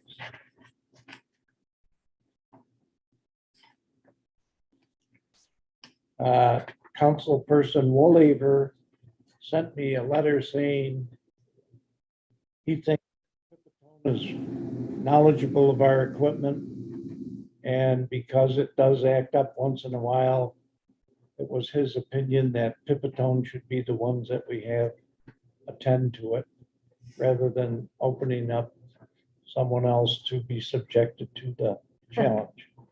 I agree with the council person. So I propose a resolution to hire Pipitone heating, air conditioning for our HVAC services in 2022, not to exceed $3,750 plus tax. No tax. No tax. Right, no tax. That's Oh, right. that's right, we don't pay tax. All right. Not to exceed $3,750. Do I have a second? I'll second that. Councilman Chase. Aye. Councilwoman Corbin. Aye. Councilwoman Morales. Aye. Supervisor Casey. Aye.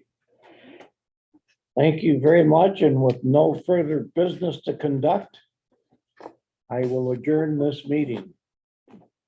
Good work, everyone. Yes, it was. Well, it was, I like the debate because some things are brought up that I never even think of. I mean, yeah,